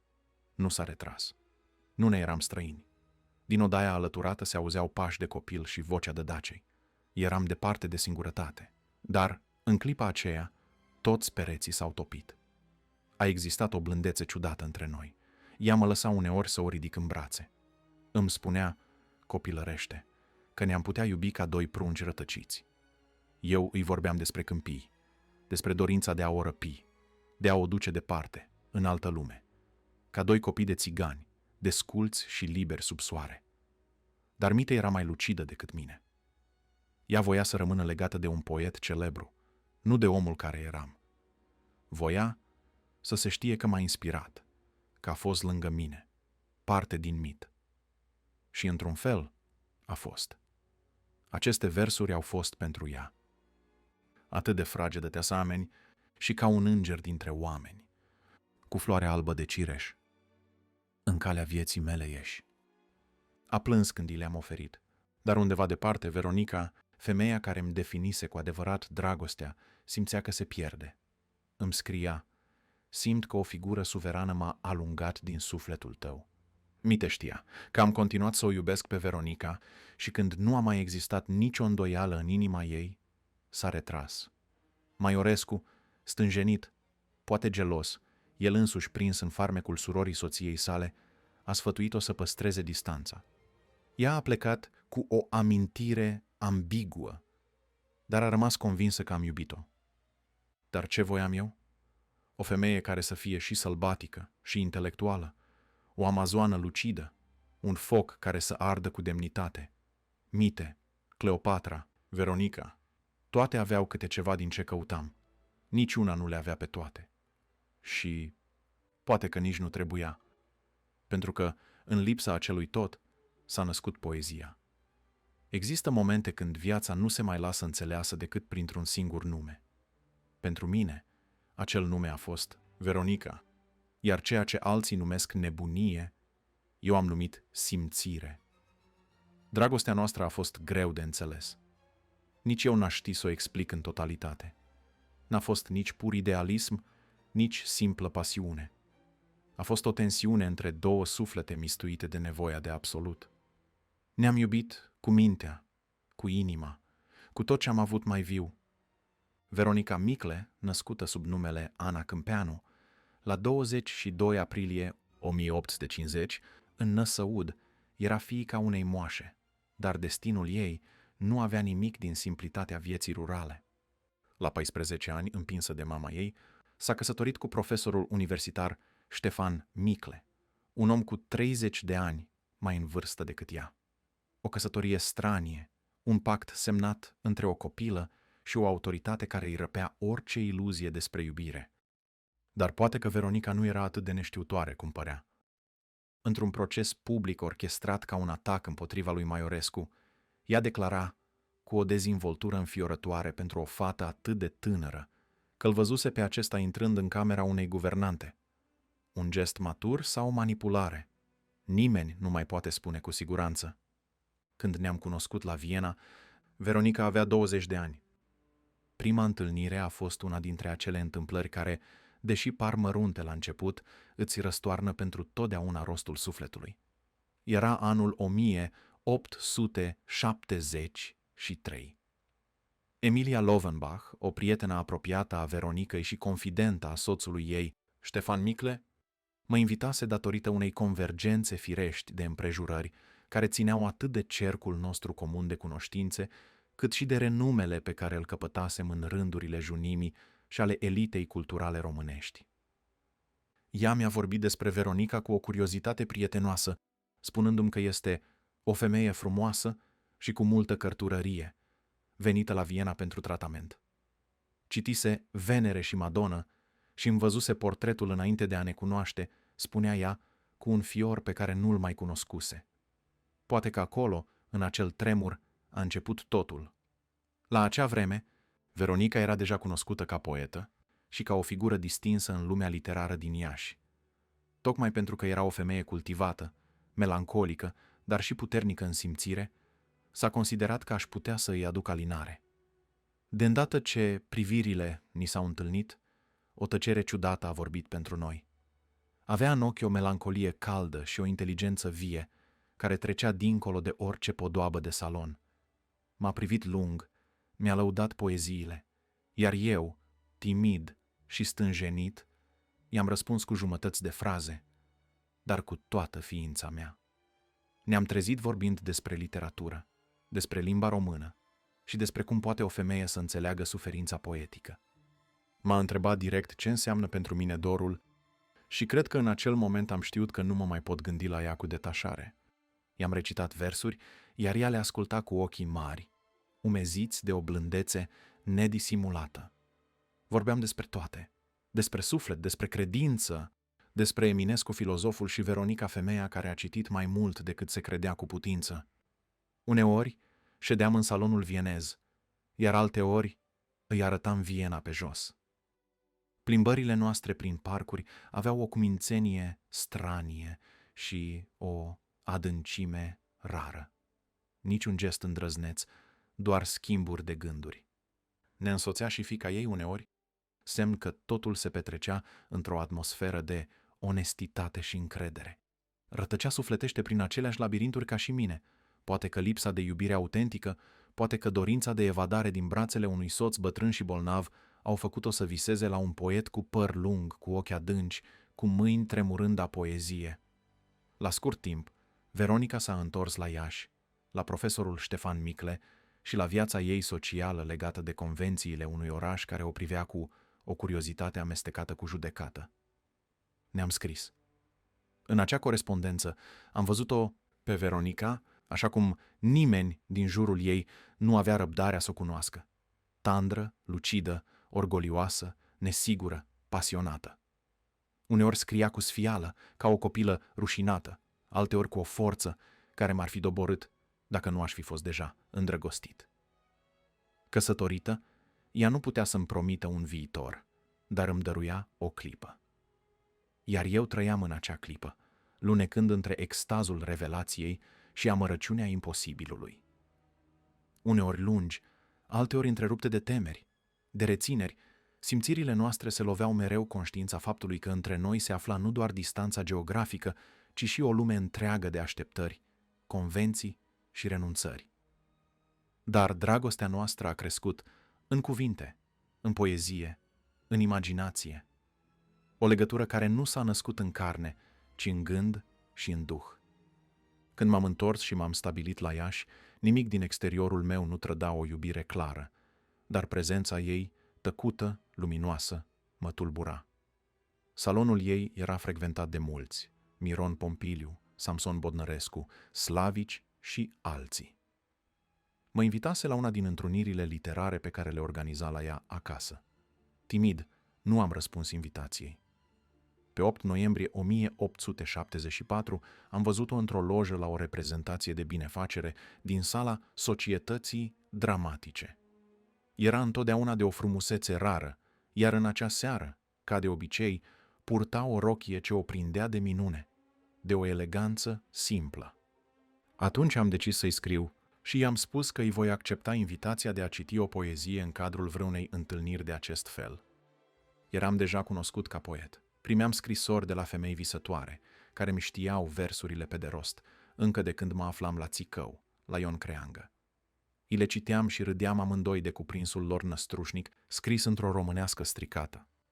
În stilul lui caracteristic, Ionică striga: "Muiere, deschide ferestrele ca să iasă fum din parfum, căci mă cred în rai, fără mălai, în iad, fără de Vlad și în casă, fără nevastă. Aș vrea să ardă năravul boierilor cum ard scrisorile. Aferim Mihai, mai pune dacă ai." Cu o veselie aproape copilărească, punea scrisorile pe foc și le privea cum ardeau.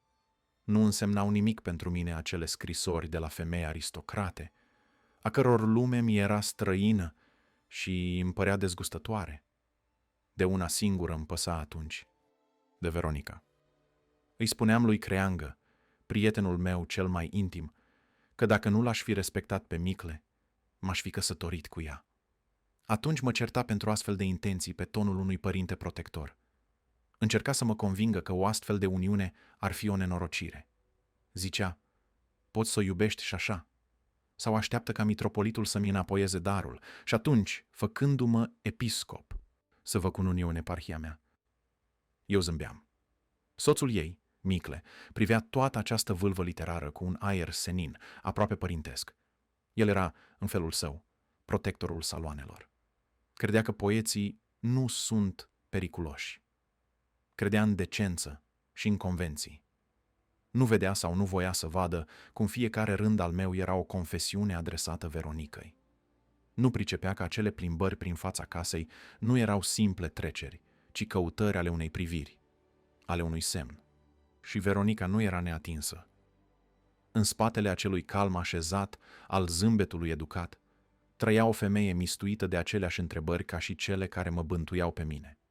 Dar, pentru o vreme, între noi s-a așezat perdeaua stării civile, un văl gros care ne-a împiedicat să vorbim, să ne atingem, să ne alegem. Dar dragostea la mine nu începea niciodată cu un cuvânt, ci cu o privire lungă, cu o prezență repetată, cu o poezie. Când am fost înlăturat din postul de revizor școlar, i-am scris pe 8 iunie 1876. Canalia liberală a nimicit ideile ce mi le făurisem despre viață. Rămas fără o poziție materială asigurată și, purtând lovitura morală ca o rană care nu se mai poate vindeca, voi fi nevoit să reiau toiagul pribegiei, neavând niciun scop, niciun ideal. Crede-mă, stimată doamnă, că de azi sunt un pierdut pentru societate. O singură fericire ar renaște în sufletul meu, dacă aș putea să ascund nedreptatea. Posteritatea nu vreau să afle că am suferit de foame din cauza fraților mei. Sunt prea mândru în sărăcia mea. I-am disprețuit și acest gest e prea mult pentru un suflet care nu s-a coborât în mocir la vremurilor de azi. Când am primit postul de redactor la Timpul, un an mai târziu, am vrut să o vizitez înainte să părăsesc Iașiul. N-am găsit-o acasă. Aflând de încercarea mea, mi-a scris astfel pe 5 noiembrie 1877. Scumpul meu Titi, 2 sentimente opuse au împărțit ființa mea, aflând despre vizita de adio. Regretul că nu te-am văzut și mulțumirea că am scăpat de noțiunile triste ale plecării tale. Titi, dacă ai inimă, și sunt sigură că ai pentru că m-ai iubit pe cât o meritam, ascultă-mă, judecă și nu mă condamna decât după aceea. Nu-i așa că indiferența mea ți-a zdrobit inima, inimă plină de ființa mea? Dar iau pe Dumnezeu de martor dacă această indiferență era adevărată. Această răceală prefăcută nu era decât o contrabalansare a dragostei tale nemărginite, ce o arătai fără încetare. Privirea ta, în fine întreaga ta ființă față de mine, nu dovedea decât iubire. Erai așa de puțin stăpân pe tine, încât cel mai prost om își dădea seama că ești îndrăgostit de mine. De aceea, nu trebuia oare ca să dau o dezmințire și să ascund ochilor cârcotași reciprocitatea unei iubiri tot așa de mari? Pentru ce? Îmi vei zice tu. Ei bine, fie, îți voi mărturisi sincer ție că mai am curajul ca să-ți încredințez viața mea și tainele ei. Nu găsești tu cu minte din partea mea că după ce mi-am jertfit copilăria pentru această căsătorie, s-o susțin până la sfârșit ca să pot la o ocazie să am o viață liniștită, având venitul meu. Tu n-ai nevoie de toate acestea, îmi vei zice. Din nou. Ei, dragul meu copilă cum am fost, și cu toată diferența de vârstă ce era între mine și el, Am simțit de multe ori că eram o povară. O femeie săracă totdeauna e o povară unui bărbat. Vrei tu să devin povara unui om, a unui om pe care îl iubesc. Titi al meu, tu ești foarte inteligent, dar dragostea nu te lasă să judeci. Nu știi tu că, pentru ca să iubești totdeauna, trebuie ca imaginația să fie întreținută numai și numai prin iluzii și prin speranță.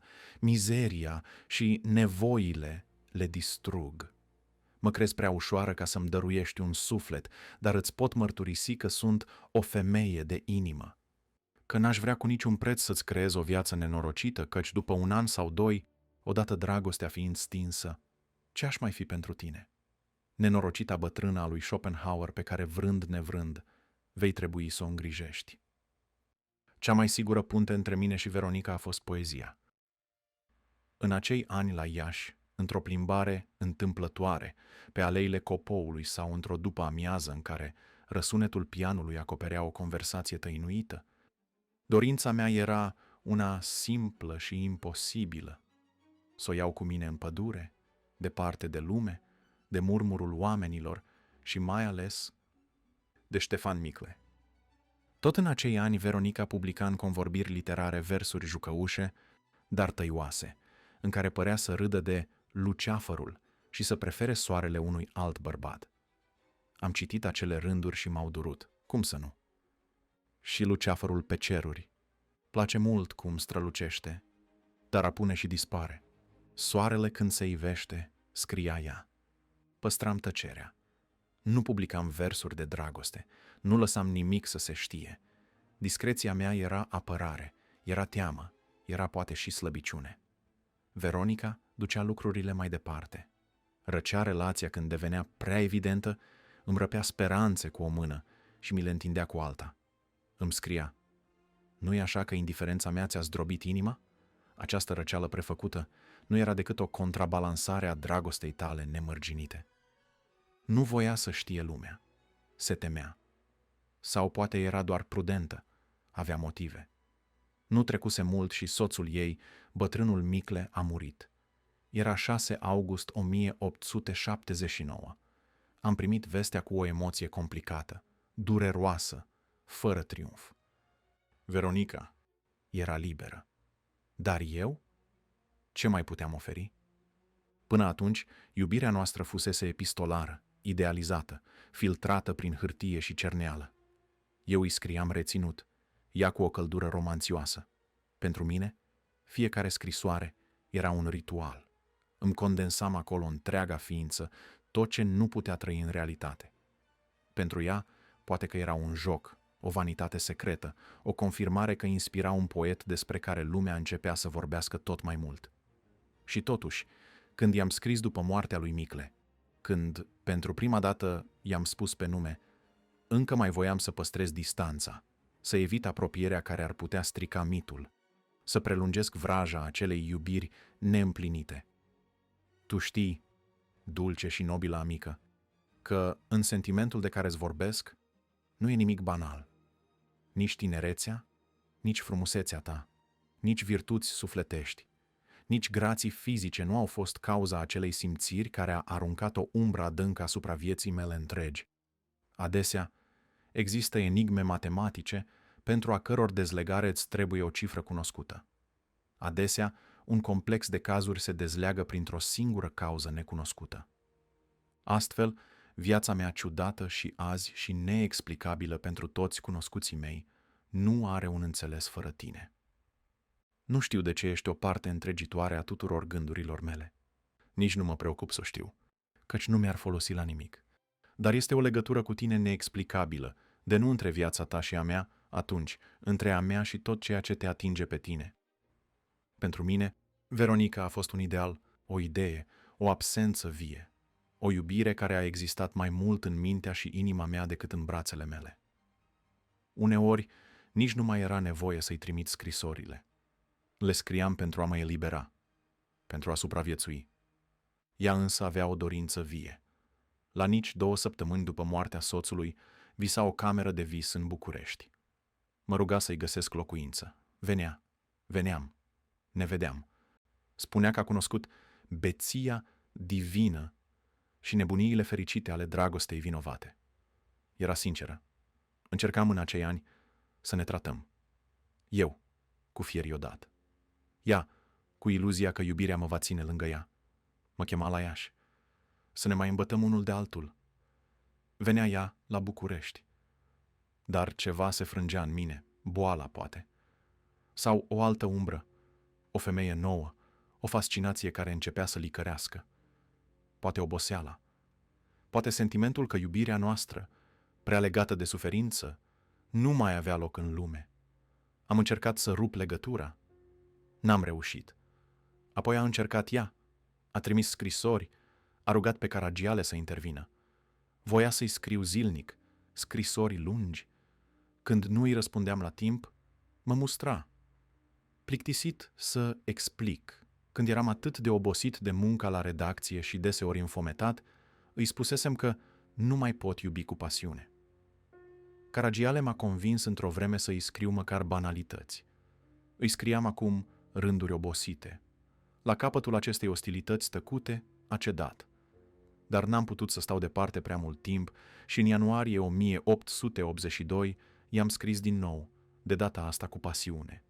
Îi spuneam, iartă-mă, iartă-mă, iartă-mă. Sunt un laș, care într-o clipă de nebunie am uitat tot ce-ți datoresc. Iubirea, nemărginita ta iubire. Sunt zdrobit numai scriindu-ți aceste rânduri, căci în ele invoc un trecut întreg de visuri și fericiri. Mă revăd la Viena. Ochii tăi frumoși pătrundeau sufletul meu. Apoi la Iași, admirat și sărbătorit în salonul tău fără a fi de față. Anii însă au trecut.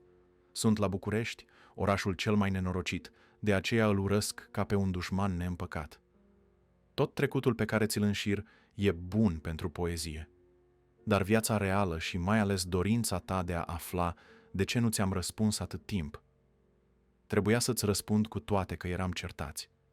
Îmi aduc aminte că, într-o scrisoare, ai rupt orice legătură cu mine, nescriindu-mi multă vreme.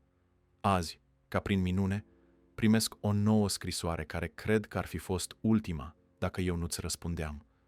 Motivele, iubite judecător, sunt numeroase. Lipsa de timp, petrecerile, calomniile prietenilor care au influențat caracterul meu împăciuitor. Ascultă, dragă, toți mi-au interzis să-ți scriu, căci ziceau că purtările tale sunt nedemne pentru un răspuns din partea mea. Fiecare scrisoare a ta redeșteaptă în mine o revoltă împotriva acestor inconștienți. Dar eram abrutizat, lipsit de voința pentru a îndepărta aceste sfaturi neprietenești. Iartă-mă, iartă-mă, de azi voi scrie și voi fi alt om, căci am pus stăpânire în fine pe viața mea. După această scrisoare, inima delicată a Veronicăi s-a îmblânzit și a dat totul uitării. Dar apoi au apărut alte greutăți în relația noastră. Începusem să fiu gelos, începusem să mă tem. Existau vorbe, că Veronica se vedea cu alți bărbați. Unul chiar se lăuda că o deținea, că mi oprește corespondența. Începusem un conflict de onoare. Oare am greșit?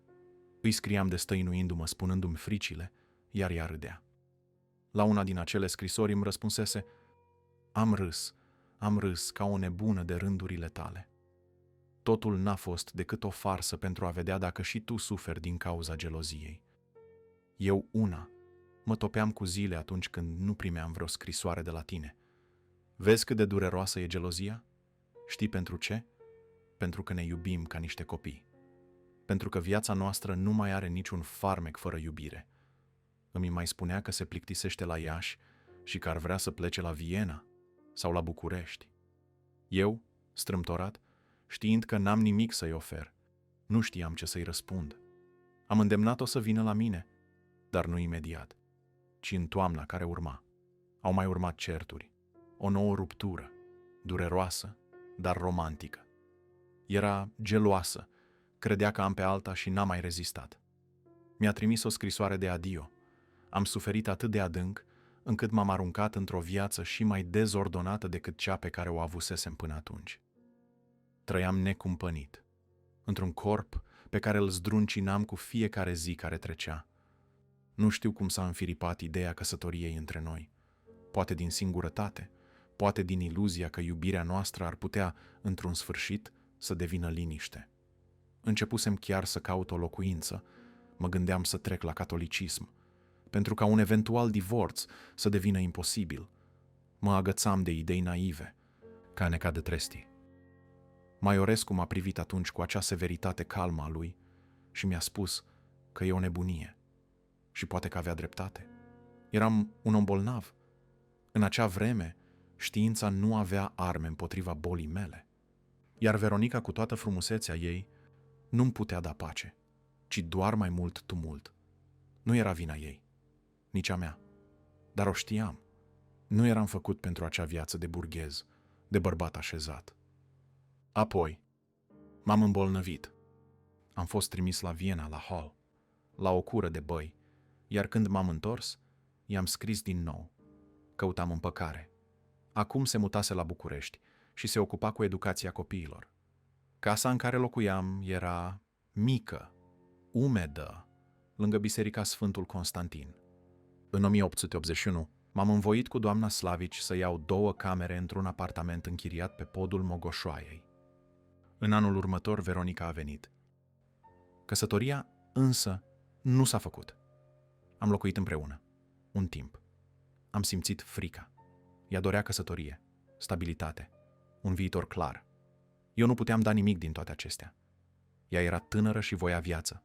Voia să meargă la Viena, să se bucure, să nu mai aștepte. La scurt timp ne-am despărțit din nou, supărați, epuizați. Am privit ușa închisă și, în gândul meu, am rostit: Îți mulțumesc, Doamne, am scăpat în sfârșit pentru totdeauna. Dar nu scăpasem. Gelozia îmi scurma pieptul. Zvonurile infidelității ei nu încetau, iar ea nu voia să vină să stea cu mine, să împartă viața, oricât de grea ar fi fost. Simțeam că nu mai pot scrie, că nu mai pot iubi, că sunt prizonier într-o iubire murdară de vorbe, de suspiciuni, de așteptări. Atunci am scris versuri amare. Cu ochii umezi și fierbinți, credeai că o să mă scoți din minți de văduvă vicleană, sărmană. Și alte ori mă prefăceam nepăsător. De astăzi, dar tu fă ce vrei, că cea mai dulce între femei. De astăzi nu mi mai pasă. Mă lasă. Și eu, cel care nu puteam decât să promit umbre și tăceri, am rămas singur, cu scrisorile ei în mâini. Apoi a plecat. Mi-a scris mult, m-a mustrat, m-a chemat.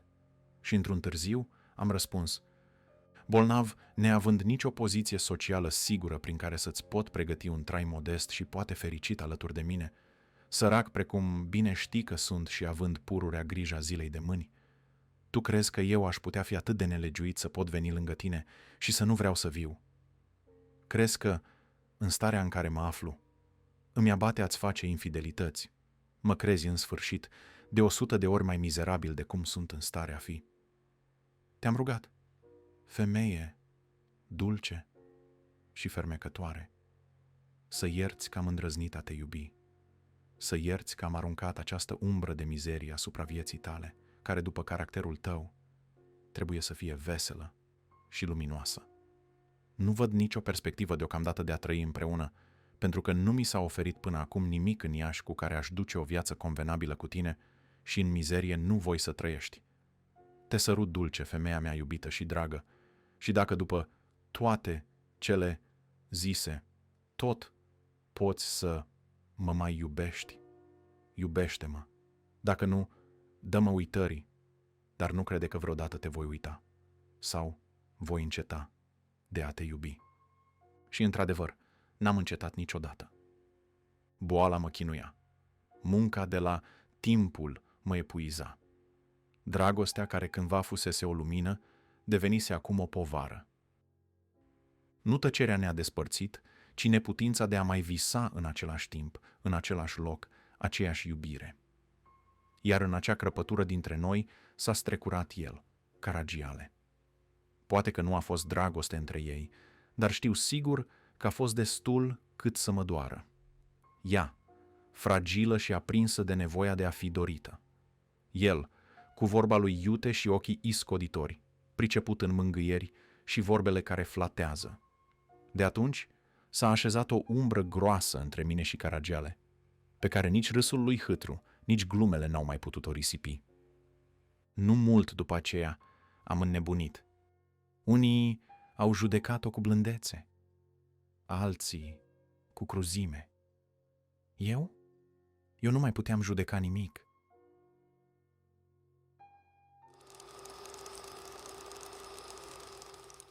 În vara anului 1883 mă simțeam ca un dig putred, ros de ape și timp, care mai ține piept valurilor numai prin obișnuința de a fi strivit.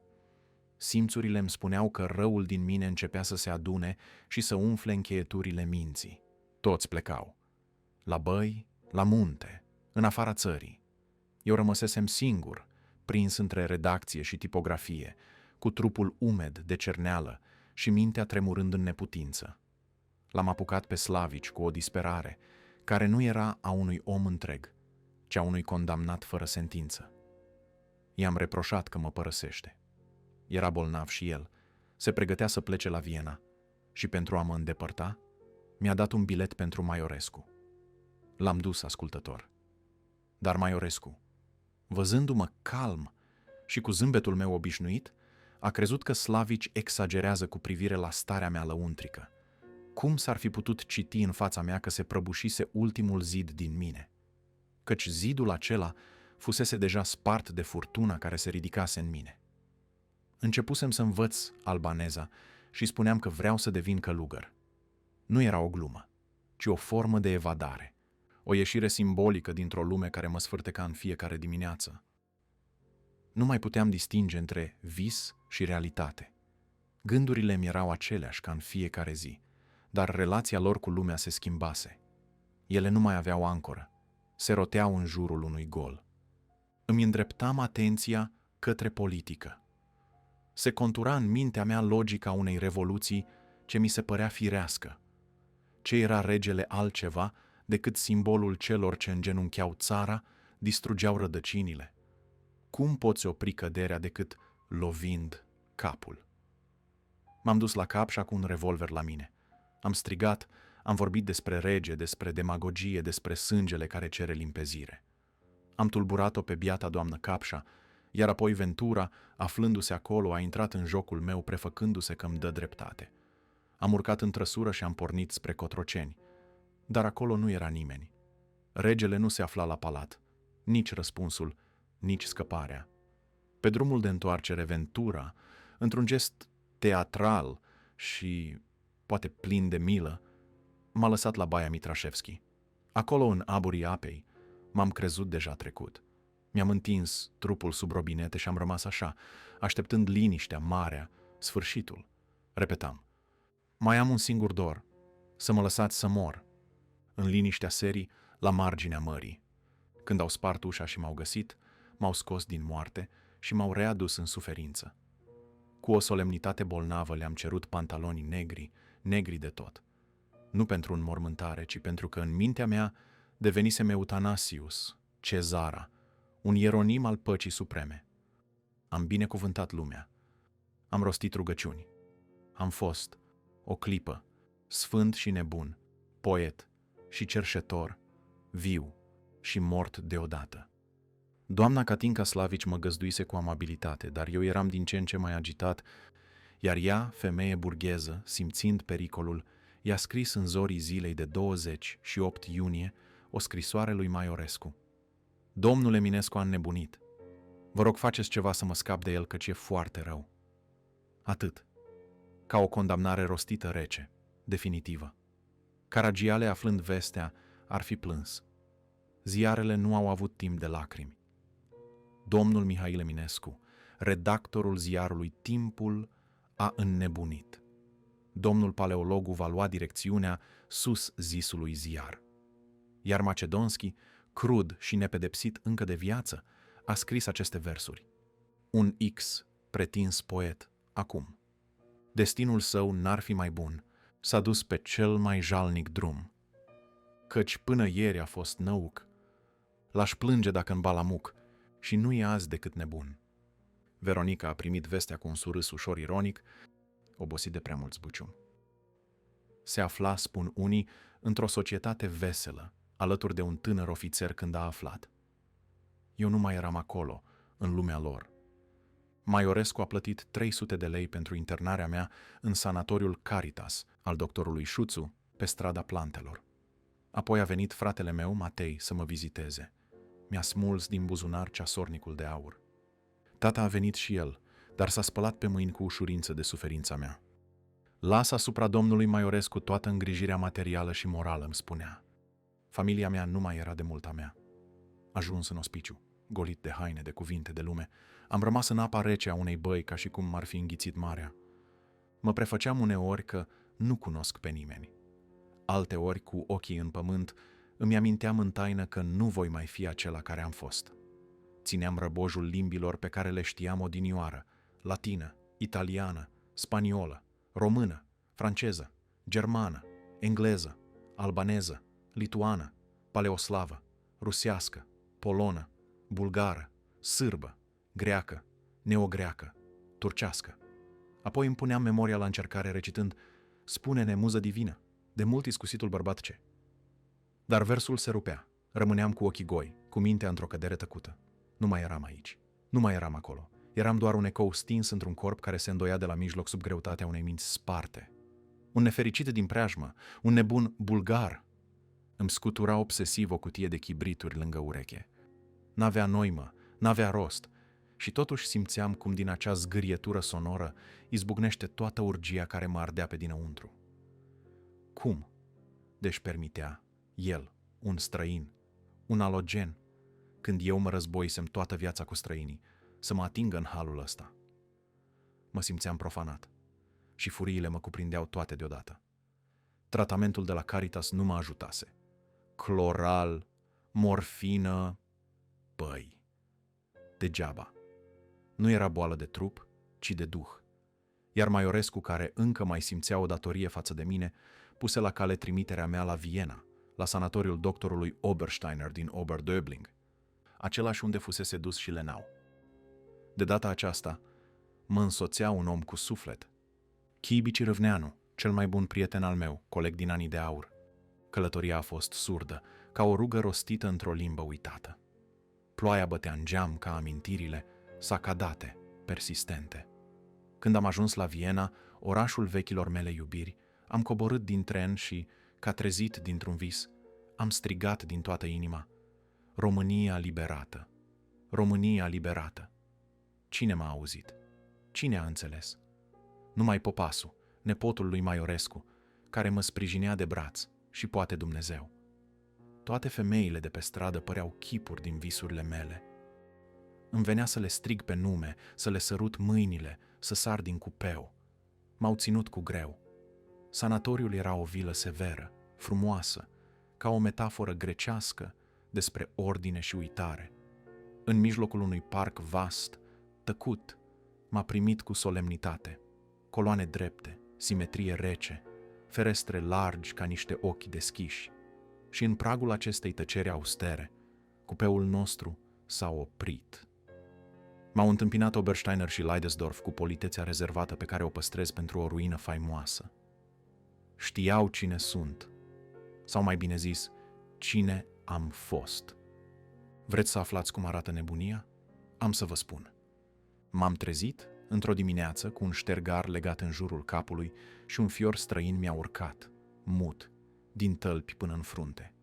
Stăteam urcat pe un scaun, invocând spirite cu un abracadabra copilăresc, de parcă încercam printr-o magie uitată să răscumpăr o lume care mi-a lunecat printre degete.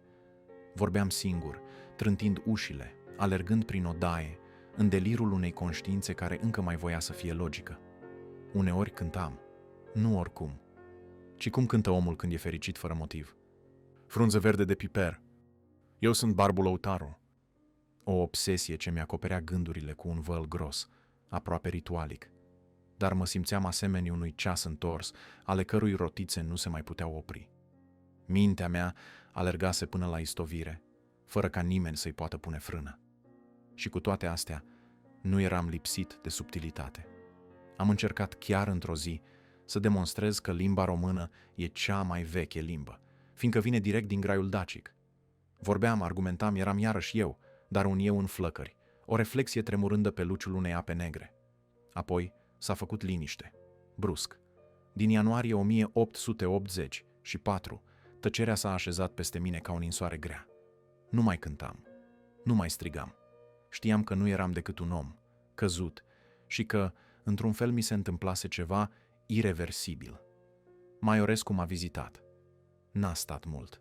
Am simțit în ochii lui judecata reținută, mila tăcută. Au venit și Carp și Teodor Rosetti. Eu nu mai întrebasem de nimeni, dar când i-am văzut, am înțeles ce fusesem și ce nu mai sunt. Simțeam foame, o foame cumplită, care înghițea gândurile. Nu doar foame de hrană, ci foame de rost, de căldura unui cuvânt, de o patrie unde să pot fi om întreg. De multe ori, mi-era rușine să mă apropii de masa celorlalți, fiindcă hainele mele nu erau curate. Într-unul din puținele momente de limpezime, i-am scris lui Chibici astfel. Nu sunt deloc în stare să-mi dau seama de boala cumplită prin care am trecut, nici de modul în care am fost internat aici în ospiciul de alienați. Știu numai atât că boala intelectuală mi-a trecut, deși fizic stau destul de prost. Sunt slab, rău hrănit și plin de îngrijire asupra unui viitor care de acum înainte e fără îndoială și mai nesigur pentru mine decât oricând. Maiorescu, cu înțelepciunea lui rece și precisă, a socotit că liniștea Italiei poate șterge urmele furtunii din mintea mea. Mi-a asigurat banii de care aveam nevoie și l-a trimis iar pe Chibici Răvneanu să mă însoțească. Plecasem pe 26 februarie. Ajunși la Veneția, în noapte, gondola luneca pe canale ca o plutire a unui vis obosit. Plioscăitul apei, umbrele tremurate, felinarele, nimic nu era magie, ci spaimă, frică. Am cerut chiar în acea noapte să plecăm la Florența. Nici acolo n-am stat mult. Când m-am întors, nimic nu mai era întreg. Timpul își dădea ultima suflare. Tata murise. Fratele meu, Nicolae, murise și el. Matei, undeva, tăcea. Doar Harieta, sora mea, mai avea o fărâmă caldă de viață în ea. Unii mi-au oferit adăpost, Rosetti la moșia lui de la Sculeni, Creangă, Enăchescu. Dar eu n-am mai vrut țară, n-am mai vrut Iași, nici măcar tăcerea vreunei mănăstiri. M-am întors în București. Nu voiam să-l văd pe Slavici. El mă trădase, credea că sunt pierdut. Am stat câteva săptămâni. Lucrurile mele erau tot acolo, la el. Apoi am plecat spre Iași. Miron Pompiliu mi-a dat o odaie mică, în mijlocul orașului. Acolo m-au găsit prietenii. M-au privit, dar nu m-au recunoscut. Ochii mei, altădată aprinși, erau stinși. Gândul meu nu mai înflorea. Îmi simțeam mintea învechită, ca un mecanism care nu mai are resort. Mi-au propus să lucrez, să inventariez documente. M-am dus, le-am răsfoit, dar m-au doborât. Manuscrisele nu mai însemnau nimic. În curând am fost silit să mă mut în casa lui Burlă. Aș fi putut, firește, să închiriez o odaie mobilată, să o fac a mea, să o rânduiesc cumva. Dar devenisem zgârcit. Nu din lipsă de bani, ci dintr-o frică surdă de viitor. Mă țineam de fiecare leu ca un naufragiat de o scândură. Ce să fi făcut? Nu mai știam dacă sunt în stare de vreo muncă, dacă mintea mea ar mai fi putut urni vreodată vreo idee împreună cu vorba. Prietenii m-au rugat cu stăruință să-mi cumpăr haine, cele de trebuință, din banii adunați. Din restul sumelor rămase din Italia, din ceea ce junimea îmi trimitea lunar prin Chibici, 1500 de franci, o avere pentru un om încremenit. Dar aceste ajutoare, acești bani, mă umpleau de rușine. Ce om e acela care trăiește din mila altora, neputincios să scrie, să muncească? Un parazit tăcut, un cadavru cald. Într-o zi, prin iunie 1884, a venit Vlahuță să mă vadă. M-a găsit îngrășat, cu ochii încețoșați, mintea îmbâxită. Unora li s-a făcut milă, altora le stârneam doar curiozitatea, dar m-au scos iar prin crâșme, la Bolta Rece, la Socola. Dispăream zile întregi, rătăcind prin vii, dormind între fânuri, cum o făcusem altădată la Putna. Ziua mă plimbam. O luam din strada Lăpușneanu spre Păcurari, împreună cu gândurile mele grele. Mă rezemam de o stinghie de lemn și priveam lung spre dealuri. Galata, Cetățuia, Repedea. Încă mai aveam ochi să le văd.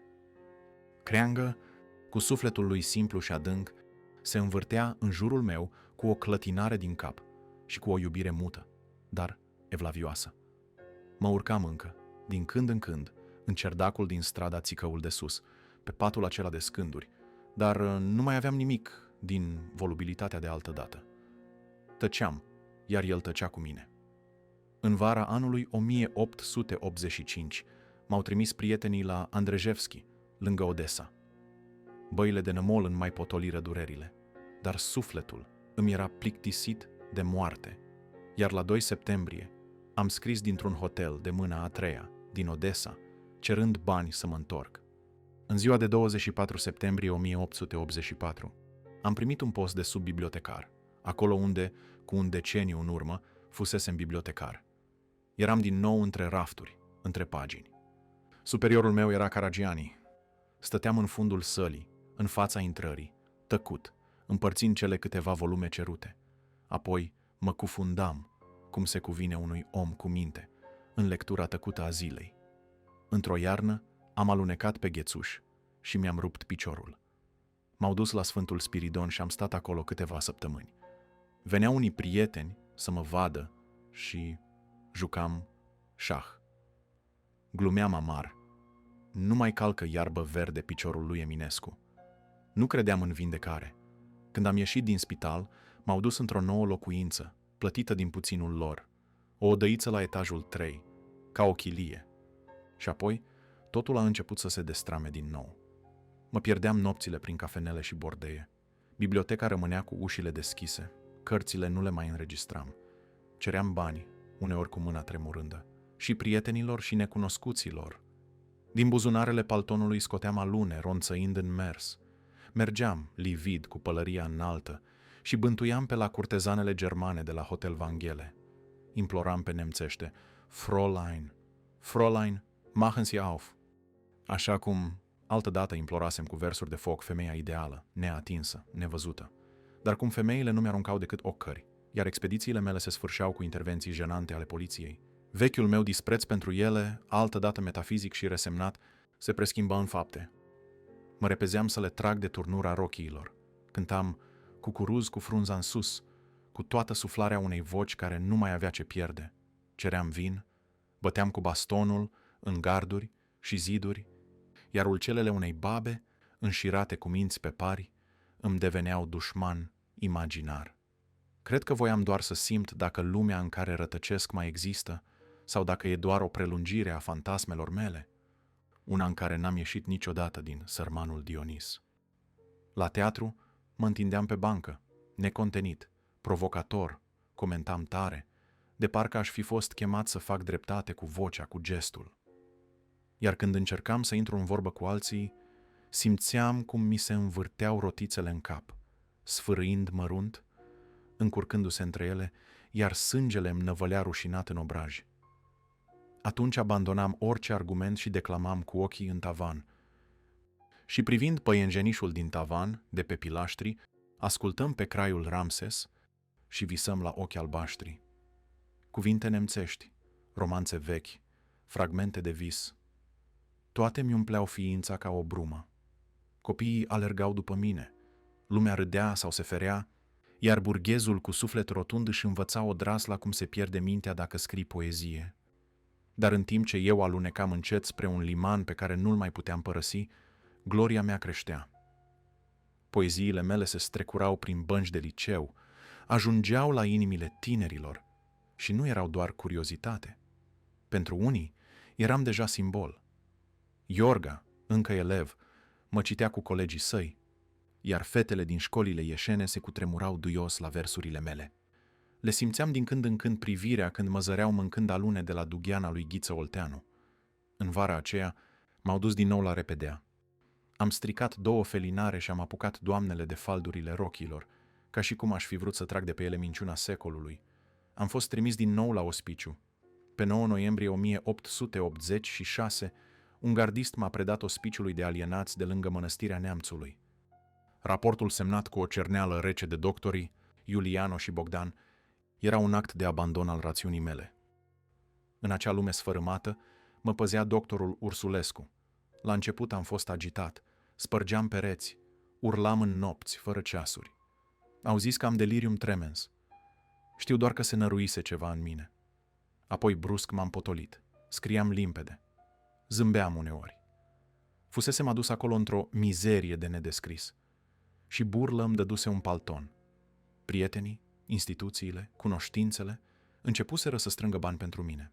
Într-o scrisoare către Vlahuță, l-am rugat să nu mă mai umilească.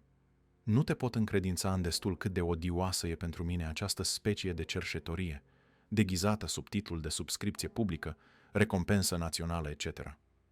E drept că n-am bani, dar aceasta e departe de a fi un motiv pentru a întinde talgerul în public. Mai sunt destule alte mijloace onorabile pentru a-mi veni în ajutor. Îi spuneam. Pe la începutul lui februarie m-au vizitat Ion Creangă și Morțun. Era zăpadă groasă de o palmă domnească. Creangă văzuse un curcubeu spre răsărit din arhondaricul mănăstirii. A zis că-i semn de schimbare. Eu n-am spus nimic. Curcubeele nu răsar peste minți frânte, doar peste oameni care mai cred că se pot întoarce. La 10 aprilie 1887 am părăsit Mănăstirea Neamțului. N-am mai putut merge la Iași. Nici postul de sub-bibliotecar nu mă mai aștepta acolo. Nici eu nu mai aveam curajul să dau ochii cu lumea care mi văzuse rătăcirile. Mi-era rușine. Gheorghe Buzescu m-a însoțit până la Pașcani, iar de acolo am ajuns singur la Botoșani, la sora mea, Harieta. Stătea într-o casă mică, ascunsă în fundul unei ogrăzi de pe strada Sfântul Niculai. Harieta era fată bătrână, cu trupul prins în niște mașinării de fier grele, pe care le târa încet prin curte, fiind bolnavă și ea. Învățase singură să scrie, citea mult, avea o minte ascuțită, deși uneori cădea într-un soi de sarcasm întunecat. Avea o față albicioasă, dură, cu trăsături bărbătești și o privire tăioasă, dar când m-a văzut în pragul casei, a știut. A crezut că fusese aleasă să mă vindece. Cu o voință feroce și o dragoste ciudată, aproape religioasă, Harieta s-a dedicat îngrijirii mele. Acum nu mai aveam acele izbucniri violente, nu mai alungam femeile prin târg, dar căzusem într-o stare de amorțeală grea. Mă uitam într-un punct, fără să gândesc, fără să simt. Mâncam doar dacă mi se spunea. Mă mișcam numai împins de vocea Harietei. Picioarele mi se acoperiseră din nou de răni. Capul îmi zvâgnea într-o coroană de durere. M-au dus din nou la spitalul Sfântul Spiridon, dar n-am stat mult. La începutul lui mai, Harieta m-a luat acasă și a început, cu o sârguință de monah, să-mi urmeze tratamentul. Băi de romaniță, frecții cu mercur, picături de iod. În curând m-am simțit mai bine. Am început să scriu din nou, din memorie, cum făceam și altădată, și ieșeam la plimbare, pe câmp, la braț cu Harieta.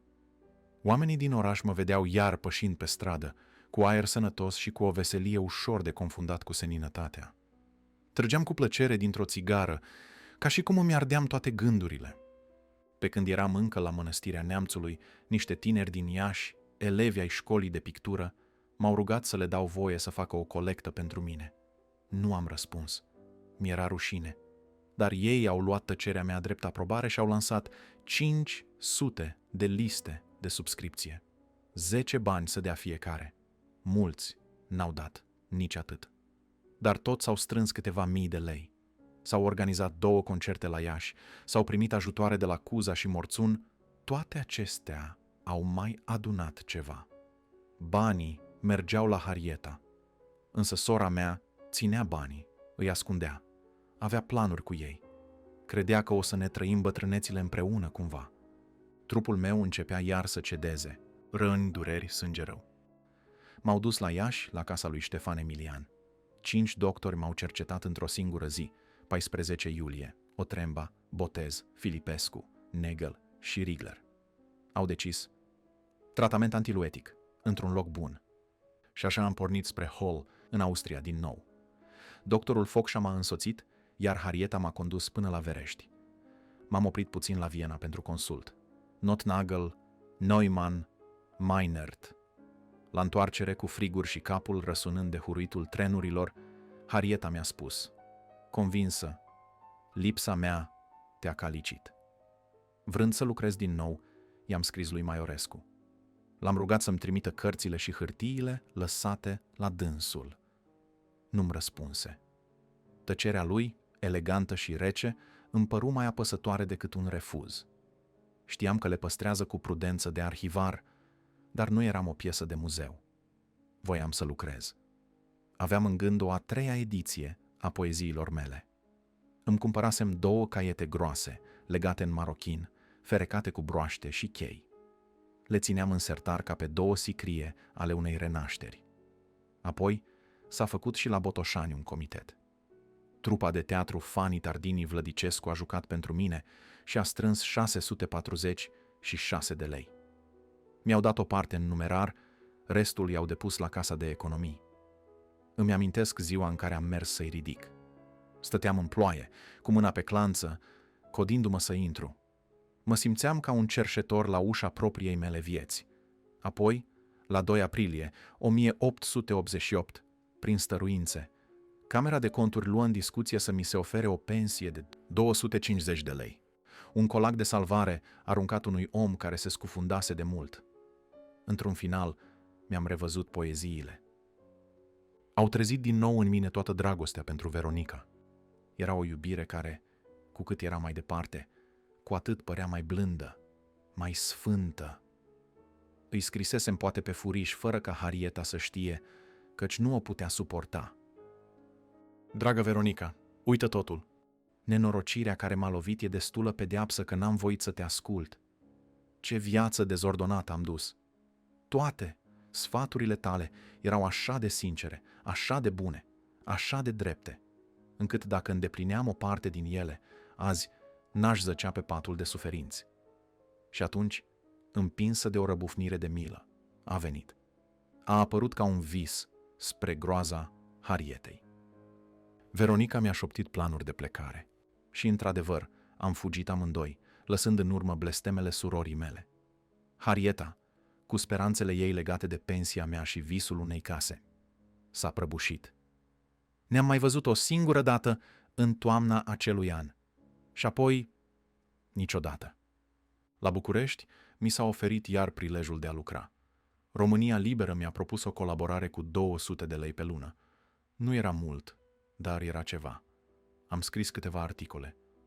Nu știu dacă lumea bănuia că sale mele. Erau limpezi, cumpătate, parcă scrise de un om senin. Și poate eram. În redacția din Pasajul Român mă așezam din nou la masă. Dar de multe ori nu scriam. Visam.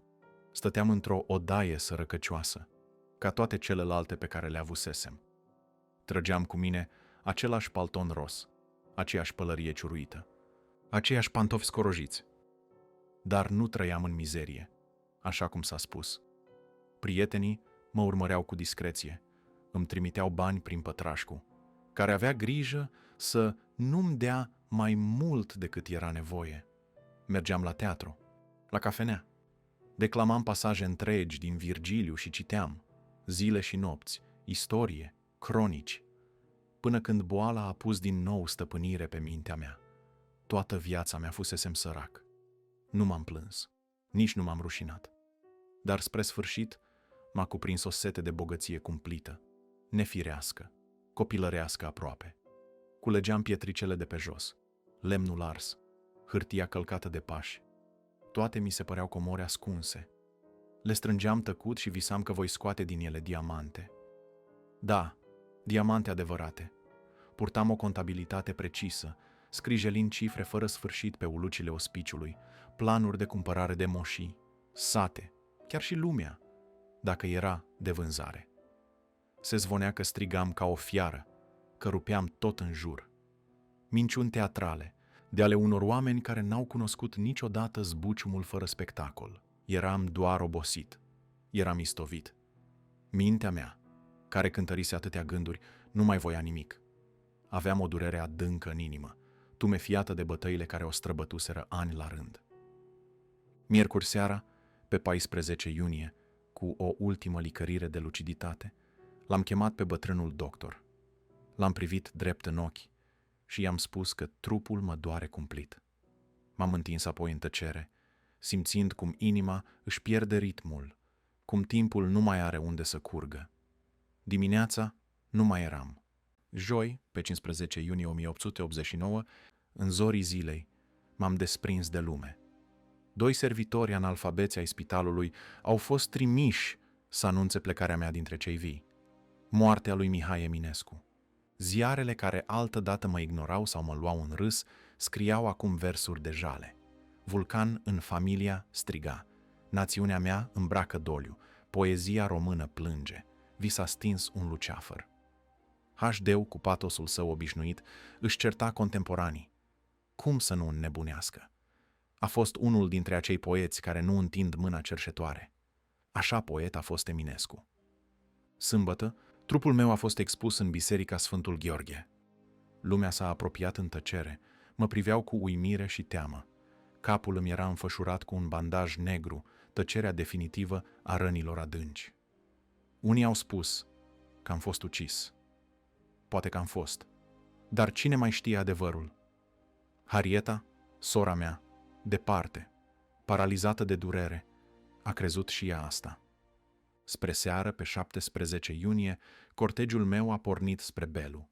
Studenți, gazetari, câțiva prieteni, printre ei Catargiu, Maiorescu, Cogălnicianu, Rosetti, toți stăteau sub umbrelele lor, căci o ploaie măruntă cădea dintr-un cer îndoliat. S-au ținut discursuri, cuvinte goale poate, sau poate prea târzii.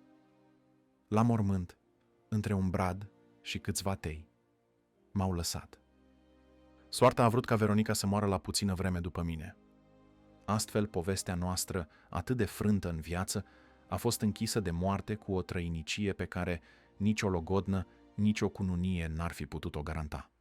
Ne-am sfârșit ca în poezie, în tăcere, aproape împreună.